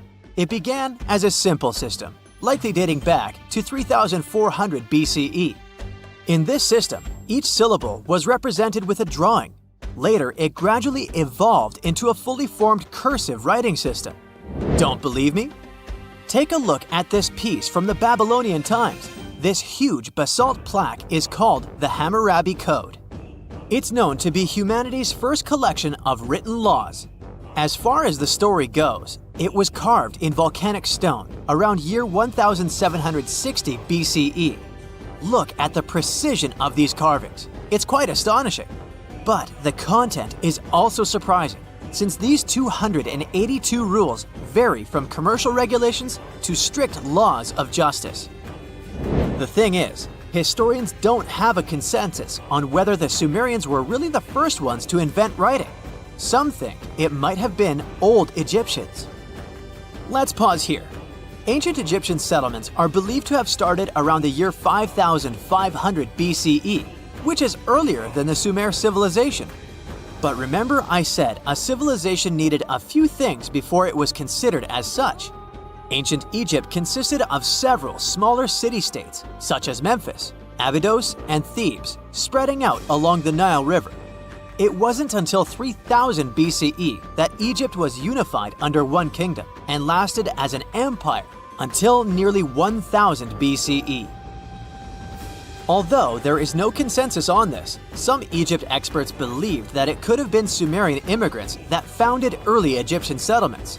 The proof could be the presence of cylinder seals made of hard stone, something that was widely used in Sumer. These seals were used to guarantee authenticity in legal transactions, but it's hard to say whether this method was introduced by Sumerian immigrants or simply by trade. Since the time period is not one of the criteria we can use to determine who came first, we'll have to turn to something else. But what? Like the Sumerians, the Egyptians were also highly skilled builders. Duh, they built the famous Giza pyramids and many others all over their territory. In order to enhance their building techniques, they delved into developing a more profound understanding of mathematics. They developed a new form of measurement called the cubit, which was the equivalent of an arm's length. The Great Pyramid, for instance, is 440 cubits per 440 cubits. They were also innovative astronomers, combining their mathematical skills with attentive astronomical observation. They were the first civilization to use a 24-hour division of the day. And they even created a solar calendar, which was the first dating system in history to feature 365 days in 1 year. Okay, it's undeniable how impressive they were. But some experts say that the dispute has to be settled through the comparison of their writing systems. Hieroglyphic writing, the first Egyptian style of writing, is said to date back to 3000 BCE. It was a composition of over 700 symbols, which were carved in stone. For a long time, researchers believed that the Sumerian writing had come before Egyptian. But in a recent discovery made by Yale researchers claims otherwise. Archaeologists have discovered a panel of 4 signs that are believed to have been written around 3250 BCE. Oh, and they've also found another rock drawing depicting a pregnant elephant that can date back to 4000 BCE. Now, there's also a third possibility that fewer people seem to mention. The Indus Valley Civilization, also known as Ancient India, located around the area of modern-day Pakistan and India.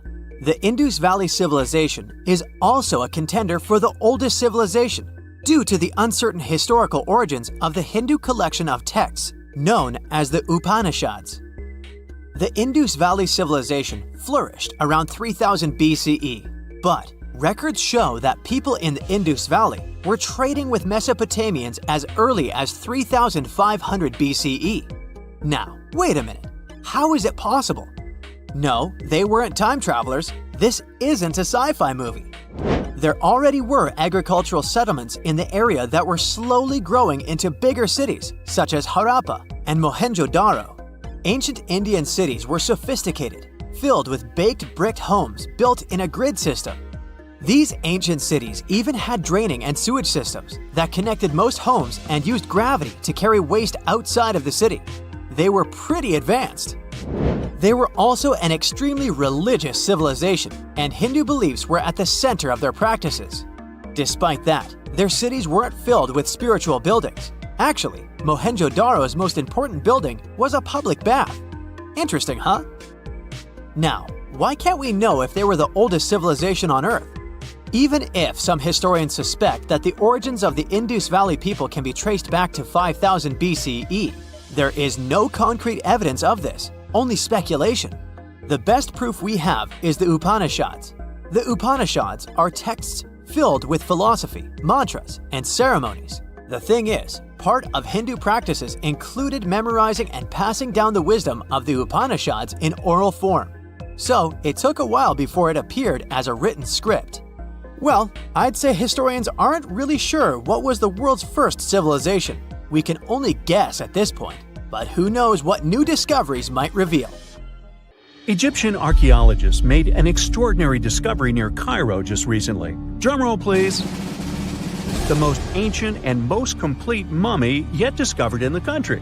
Yes, they were keeping it under wraps. The 4,300-year-old mummy was found in a group of tombs close to the Step Pyramid of Djoser, dating back to the Egyptian Old Kingdom. It was covered in layers of gold. The team also found several other tombs, including one belonging to an ancient Egyptian official and another belonging to a secret keeper who had the power to perform special ceremonies. Another interesting tomb was that of a writer, which featured the largest statues ever found in the area. This vast burial site is also home to more than a dozen pyramids and resting grounds. Probably one of the most famous mummies in the world is that of Hatshepsut. She ruled Egypt like a boss for around 20 years, building all sorts of impressive buildings and creating new trade routes. But when archaeologist Howard Carter found her tomb in the Valley of the Kings, her sarcophagus was empty. However, Carter did find 2 coffins in another tomb, one of which belonged to Hatshepsut's wet nurse and the other to an unknown woman. In 2006, a team of specialists decided to investigate whether that mysterious lady was the queen herself. They found a molar tooth in a wooden box with Hatshepsut's name on it, and when they compared it to a gap in the mummy's mouth, it was a perfect match. Ramses II was a pretty impressive ruler, but it was his mummy that eventually made history. Now, we don't hear too much about his daddy. Okay, I'll stop. Ramses is considered to be the most powerful pharaoh in all of Egypt, as he reigned for a whopping 6 decades. He also lived to be over 90 years old. Now that's pretty amazing, considering the time he lived in.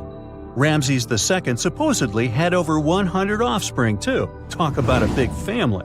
When he passed away, his body was originally buried in the Valley of the Kings, but some sneaky guys tried to rob his tomb of all his treasures. Officials back in the day weren't having any of that though, so they moved his body to a secret location to keep it safe.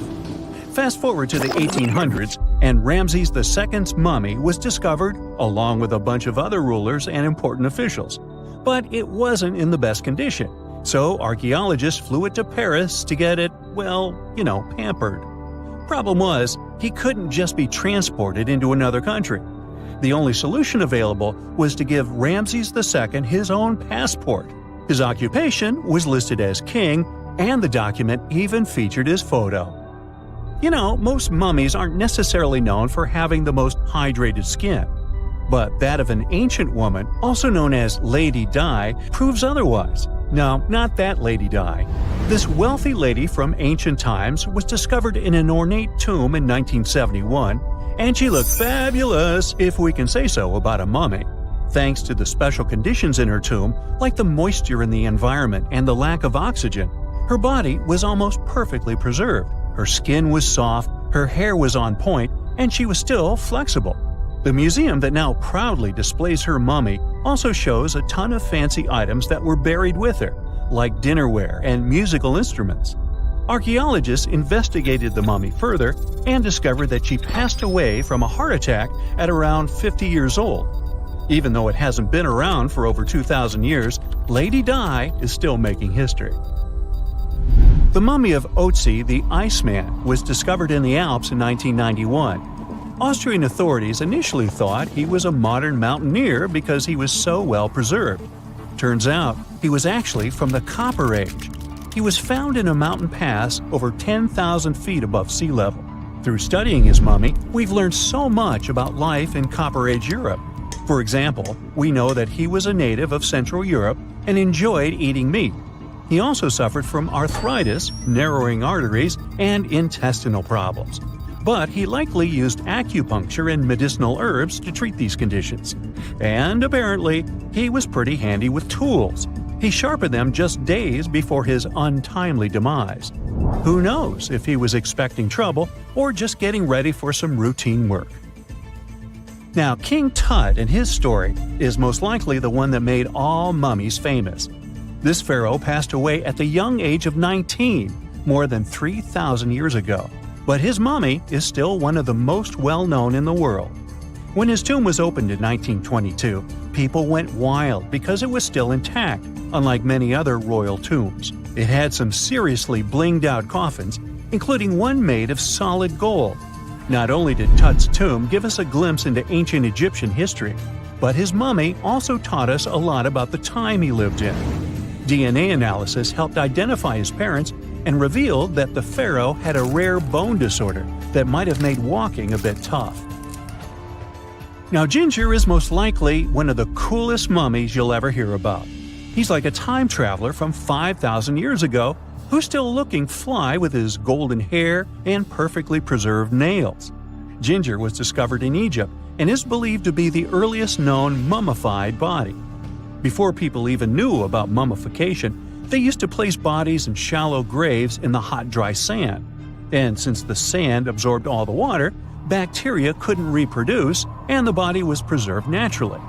Now, scientists are not sure if Ginger's preservation was intentional or not, but since he was buried with some pottery vessels, it's likely that whoever buried him knew some serious preservation techniques.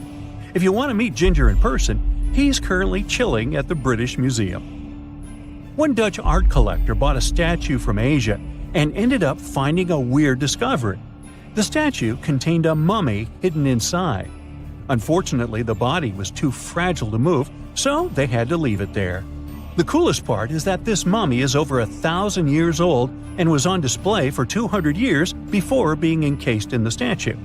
When scientists did a CT scan, they found out that the mummy was filled with paper scraps covered in writings.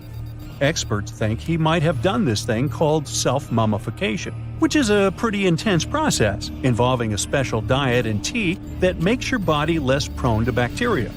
Only a few people could handle this ritual, and those who managed to do that were seriously respected.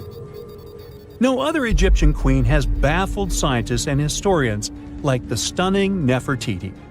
Based on her statues, she was known for her slender neck, wide eyes, and high cheekbones.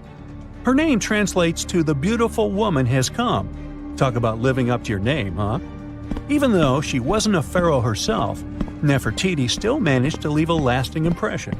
Written records suggest that, as a wife and queen, she held an incredibly influential role. Because of her power, she was indeed admired, but she also managed to make quite a lot of enemies throughout her life. She was also related to King Tut, but not biologically. Rather, she was his stepmother. So far, locals have yet to identify her mummy, but that may soon change. A local Egyptologist who has been busy excavating tombs in the Valley of the Kings has found two mummies that he believes could be Nefertiti and her daughter. According to specialists, we may soon finally get a definitive answer about the identity of these two mummies. And if one of them does turn out to be Nefertiti, we could be in for a real treat. DNA analysis and CT scans of the mummy could give us the most complete and accurate image of the queen that we've ever seen. It's crazy to think that we've only scratched the surface of what lies beneath modern-day Egypt. Nefertiti ruled during a time of great power and prosperity in Egypt, but unfortunately passed away in a period of social turmoil, leading to her gravesite being lost. Now, where's my mummy? 54,000 years ago, there was one interesting group that lived in caves. A father, daughter, and a couple of other members who were their close relatives. And the cool thing here is that they were the first Neanderthal family we know about. A team of scientists studied ancient DNA from their teeth and bones to learn more about early human society. And this research showed a cool thing. They probably lived in these caves at the same time, together. There were 11 Neanderthals that lived together in one cave, and 2 others from another cave that was somewhere close in the neighborhood. So there were 13 of them, 8 grown-ups and 5 kids. Together with their DNA, scientists also found their stone tools and animal bones. Neanderthals are the ancient human relatives that are definitely the closest ones to us. Their skull was long and flattened if you compare it to the skull of Homo sapiens that's more globular. They also had this specific prominent brow ridge above the eyes.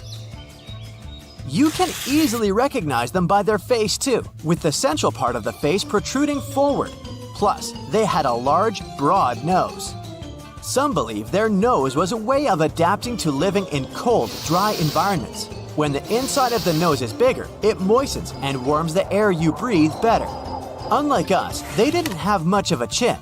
Also, scratch marks on their front teeth tell us Neanderthals used them like a third hand when they would prepare food and work with materials they used. Their bodies were strong and muscular, with wide shoulders and hips. Their average height was 5 to 5.7 feet, with a weight of 140 to 180 pounds. Their stocky appearance with short lower arm and lower leg bones minimized their skin surface, better protecting them from the cold. Their lifespan was about 30 years, even though some of them lived longer than that. Neanderthals would dwell in regions that are now Europe and Asia for over 350,000 years. They disappeared somewhere around 40,000 years ago. That's about the time we could find traces of Homo sapiens in Europe. Their families were close-knit groups of 10 to 20. That's a lot less than the population of any ancient or modern human community. It's more like the size of groups of endangered species that are close to going extinct. These Neanderthals lived in their caves with small communities, but they didn't live isolated from the rest of their kind. They relied on each other for survival. They took care of one another, especially those who couldn't care for themselves. Also, their caves aren't as primitive as we might imagine. For example, they had a hole close to hearths and they would probably use it to heat water. Also, they would organize their space. They had sleeping areas, parts of the cave where they could leave trash, and areas where they could make stone tools and prepare their food. They would travel through the river valleys to catch their prey, such as bison, ibex, horses, and other animals. They were skilled in planning their strategies. Some studies showed they were aware of reindeer migration patterns, so they would plan their actions according to their predictions of where their prey could move. One of the biggest animals they would go after was the woolly mammoth. You know them, a relative of modern elephants covered in fur with a weight of up to 12,000 pounds that went extinct a long time ago. And studies showed woolly mammoths and Neanderthals shared some genetic traits. It's not that surprising when you think about it. Both species developed from African ancestors before they managed to adapt to the cold, harsh climates of Eurasia during the Ice Age. So they faced similar conditions and both went extinct at about the same time. Neanderthals also used stone to make tools, similar to ones other early humans used, such as scrapers and blades made from stone flakes. These tools scientists found in both of the caves they studied are created using the same raw materials. That means the communities probably hung out and interacted with each other in some way. Until the 20th century, many thought that Neanderthals were very different from modern humans, considering their genetics, physical appearance, and behavior. But more recent discoveries about this well-preserved Eurasian fossil population have shown that some of the people in it were the same as people alive today. Neanderthals lived before and during the last ice age, in some of the harshest places that humans have ever lived. Besides their tools and catching animals, they also gathered plants from around their area. They would also eat cooked vegetables relatively often. Their ability to stay alive for tens of thousands of years during the last ice age is a good example of how humans can adapt to almost any situation. Neanderthals made the earliest cave art that we know about. Scientists explored 3 Spanish caves where they lived, and all of them had black and red paintings of dots, animals, and geometric symbols, together with handprints, hand stencils, and engravings. These paintings were made more than 60,000 years ago. Since Homo sapiens came to Europe 20,000 years after that, we can assume Neanderthals were the only human species on the continent at the time, so they must have been the ones who created this art. Also, these caves were 435 miles apart, so it wasn't like only some of the Neanderthals knew about it. Paintings were obviously their long-lived tradition. They were also big fans of fashion. They made their own jewelry, some of it out of eagle talons. The oldest examples we could find are nearly 130,000 years old. They also most likely used pigment to camouflage or decorate their bodies. Also, Homo sapiens weren't the only species that used fires. Researchers looked at more than 140 fireplace sites across Europe and realized Neanderthals used fire there for a long time too. These signs included charcoal, burned bones, and heated stone artifacts. Neanderthals used fire for cooking food and making tools. They would stick wooden shafts into pieces of stone with pitch, which would be like natural glue.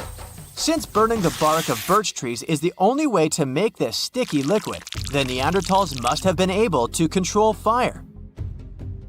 Most people imagine Neanderthals probably grunted, but that's not true in reality. They didn't quite sound like us either. Their big chest, posture, and the shape of their throats probably resulted in a voice that was louder and higher pitched than the average human's voice. They probably didn't have sophisticated vocabularies as we do, but they could use complex speech because they had the hyoid bone. It's this little thing we have in our neck too, the one that supports the root of our tongue. It's the same feature that allows us to vocalize as we do. They were more similar to us than we might expect. Some believe Neanderthals even built boats so they could sail across the Mediterranean. And it's not like Neanderthals lived somewhere, went extinct, and then modern humans showed up. It seems these groups did meet around 100,000 years ago in the Arabian Peninsula or in the Middle East. That's when the first groups of modern humans were moving from Africa. Scientists analyzed the DNA of one of the Neanderthal women that lived more than 50,000 years ago, and it includes genetics from modern humans too. Some traits we have, like skin and hair color, mood, and sleeping patterns, are connected to the amount of sunlight we get. Neanderthals lived in Europe and Asia for a long time before modern humans arrived there, so they were used to less sunlight compared to the ones who came from Africa. Neanderthals had different traits because of their exposure to less sunlight, and these traits were passed on to their offspring when they had children with modern humans. In other words, some of the traits that modern humans have today are influenced by Neanderthal genes. For example, people who are night owls often have Neanderthal genes. Also, around 1% of Neanderthals had light skin, red hair, and perhaps even freckles. Something exciting and kinda unexpected popped out among the rocks of the Ica Valley in Peru. The bones of a really old whale that lived almost 40 million years ago. At first, no one was really impressed because the bones they found were big and weirdly shaped, so people just thought they were looking at giant boulders. I mean, that's cool too, but things got way better when they realized those were the remains of a very large, ancient animal that roamed along the coast of ancient Peru. Plus, it was probably the heaviest creature that ever lived. Sorry, blue whale, I know you worked hard to get to the top. The length of over 100 feet and weight of more than 200 tons brought you the status of the biggest animal on our planet. But it seems you've held the title long enough. time to hand it over to our next candidate, and that one's really gigantic. This ocean beast was probably shorter than the blue whale, but heavier, with a weight that could be between 93 tons and 370 tons. If it's closer to the higher number, it'll make Paracetus the biggest animal ever known to have lived on Earth. And it seems its weight was the result of having extremely thick, dense bones. You can see such bones today in manatees or some other early whales. Dense bones are a great tool for such marine mammals. This feature makes them heavy and allows them to stay submerged most of the time. But at the same time, if their body was too heavy, they would end up sinking all the time, and they would waste too much energy to move back up to the surface. So, to avoid sinking, marine mammals need to have enough lighter tissues, like muscles and fat, to help them float in the water without using too much energy. Now, scientists didn't have the whole skeleton, which makes it hard to tell how big the animal was.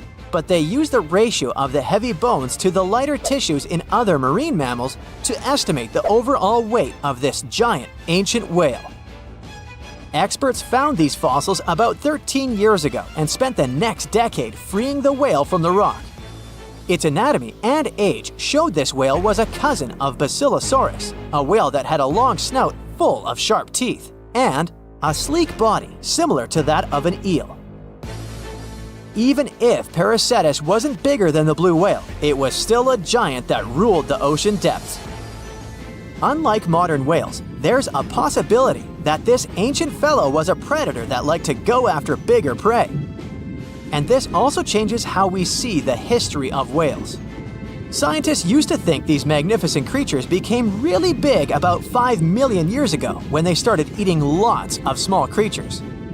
But here's the proof that giant whales existed even before that. But it's still unclear how this whale managed to find enough food to sustain its enormous body. Plus, it's still hard to tell what exactly this ancient creature had on its menu. It was pretty large and not such a fast swimmer, so it's possible it searched for food in shallow waters. Then it probably ate crustaceans, clams, or some other small animals hiding in the sand. One theory says it was a scavenger, which basically means it munched on remains of everything that would come its way. It's not so unusual to find marine animals in deserts. Many of these regions used to be covered with water anyway. The Sahara in Africa is a perfect example. About 50 to 100 million years ago, this was not a dry desert, but a shallow saltwater body called the Trans-Saharan Seaway. The land is not wet there anymore, of course, but people who lived in that area knew about it because they used to find old shells across the desert. The sea was about 164 feet deep. That sounds enough for a nice swim. Some would say this area looked like modern Puerto Rico, with lots of sun and shallow water. Mangrove forests were a common thing as well as seafloors covered with mollusks, like snails and clams. The marine sediment that was left behind after the sea had dried up is full of different fossils. And the animal that lived in that ancient underwater world didn't look friendly. Plus, they were much bigger than their relatives from modern times, so a regular-sized human would end up as a snack, not even a whole meal. Normally, when animals live on small islands, they can become much bigger than their relatives from the mainland. This is something we call island gigantism, and it happens because there are more resources or fewer predators on islands. Maybe the same thing happened in the Trans-Saharan Seaway. Even though it wasn't an actual island, the water moved in and out, which created little pockets of water. And specific conditions in these pockets might have helped animals grow bigger. So we're talking about giant sea snakes, catfish, and fish that no longer exist today. One had incredibly strong jaws, and the animal used them to eat hard things and even crush shells. Their teeth showed they were fierce predators other animals had every reason to be afraid of. They went through some changes when it came to diet, similar to some types of piranhas. And the competition to get to the top of the food chain wasn't a joke. Not when there were also such large predators as sharks, crocodiles, and ancient relatives of elephants. Sahara went through different phases. If you could use a time machine and take a peek at Earth's largest hot desert as it was about 6,000 years ago, you wouldn't have to struggle with sand and heat. You'd have a nice walk through a green and pretty lush place. In the past, people who lived in that area didn't leave drawings on cave walls that showed camels, sand dunes, and scorpions. All those things you'd see in today's Sahara. Instead, they drew crocodiles. That's additional evidence that the Sahara used to have a lot of water and plants enough to support these big yet scary animals. Around 3 billion years ago, Earth might have been mostly covered with water. Today, it's about 71% of its surface, but it seems that our planet used to be a giant ocean world with no continents at all, just some scattered islands. Scientists studied special rocks in Western Australia that formed in a place deep under the ocean called a hydrothermal vent system. To explain this better, it's important to mention two common oxygen types, O16 and O18. O18 is heavier because it has extra neutrons. O16 evaporates from water more easily, and as researchers studied an old ocean floor, they found a lot of O18, more than in today's oceans. This way, they realized ancient Earth had less dry land than Earth today. Australia is a good spot to conduct these studies because a long time ago, it also used to be a beautiful place with large animals and lush rainforests. But as time went by, the land became drier and Australia had more deserts formed, such as the Great Victoria Desert. Rainforest remained only on the edges of the continent. What happens with deserts across the globe is called desertification. That's when land that used to be good for growing things turns into a desert or something similar. Our planet changes over time, together with its climate. But desertification also happens because of human activities, like mining, farming, and building cities. And when land turns into a desert, it's a problem because it can't support people and animals anymore. Food doesn't grow there. There's not enough clean water, and animals lose their homes. To help with this problem, there's a plan many countries agreed to. They decided to work with farmers to take care of the land, fix damaged areas, and manage water better. All in all, to make our planet a better place for life. Throughout history, humans have used tattoos to protect themselves against sorcery, claim membership in groups, declare their love, honor their loved ones, or simply express themselves. And it looks like tattoos are going nowhere because as of 2022, 46% of the United States population has at least one. That's why it's not shocking that tattooing has taken the 6th spot amongst the fastest growing industries in the country. And it's safe to assume that this percentage will only go up. But have you ever stopped and wondered when this form of body modification came into existence and how it changed over the years? Let me tell you. Tattoos date back thousands of years. Have you ever heard about Otzi the Iceman?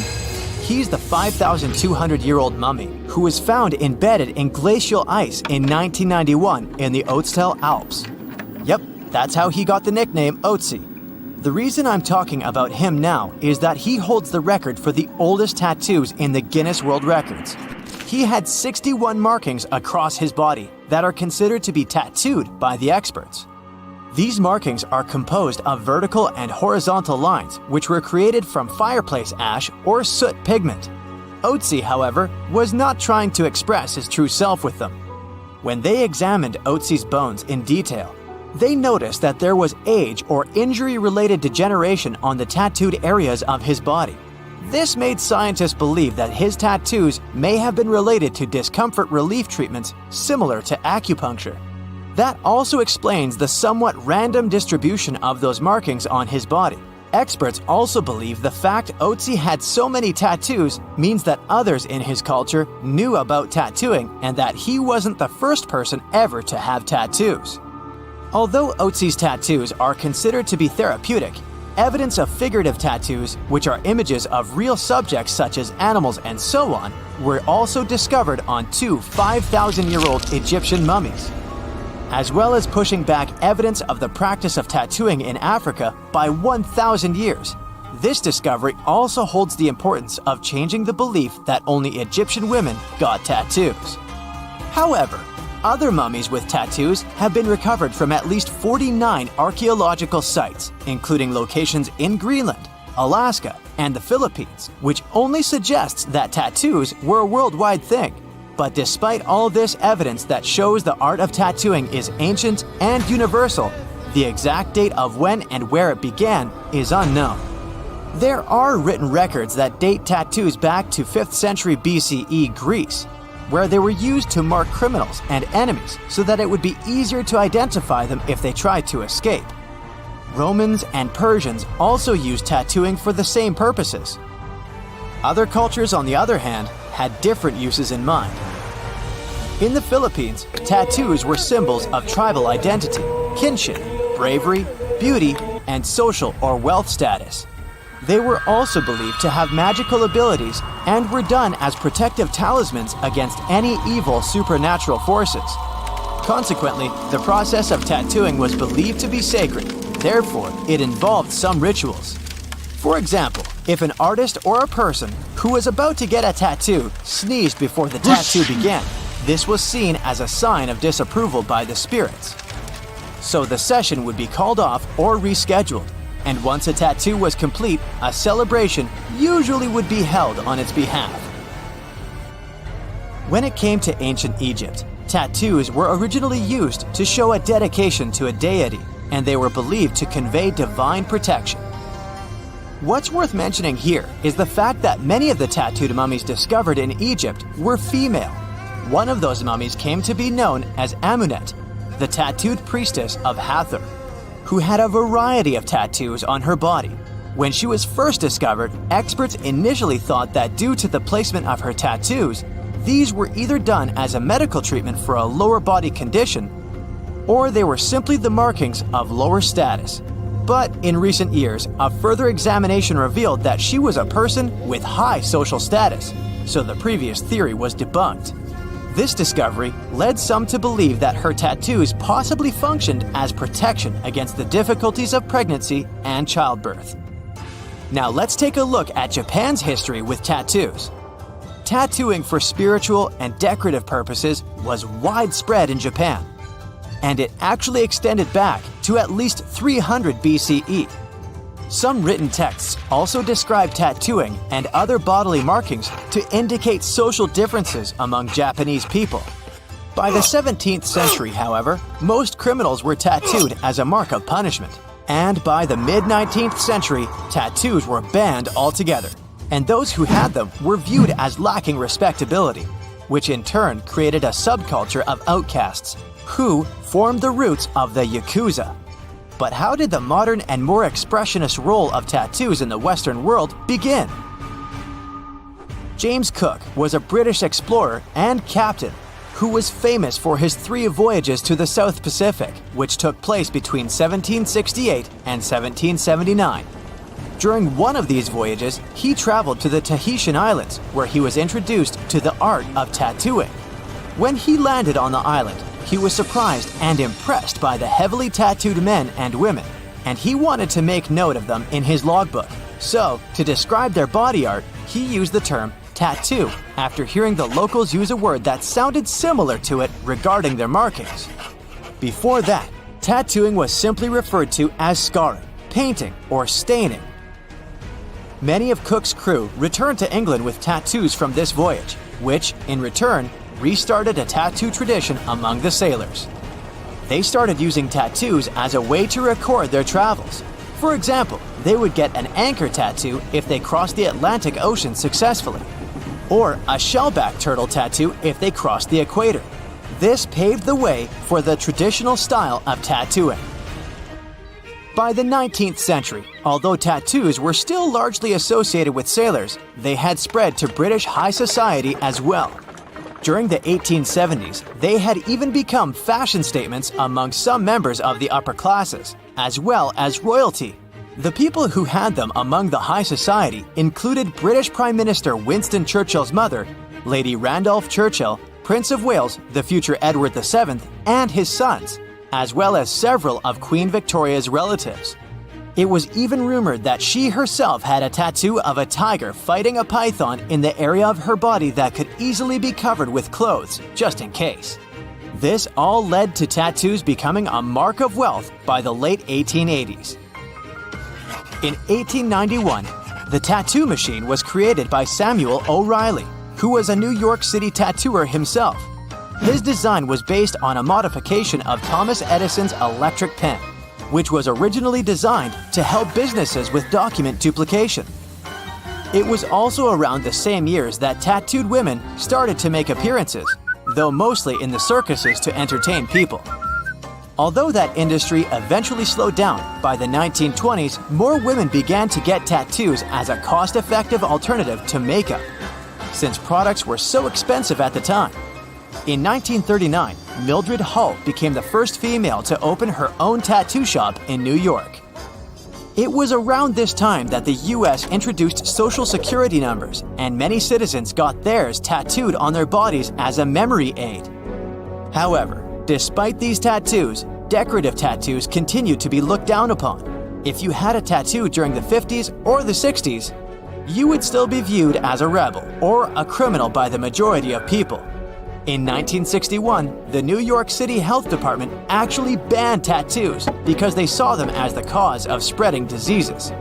The ban was not lifted until 1997. Today, tattoos are so common that even toys have them.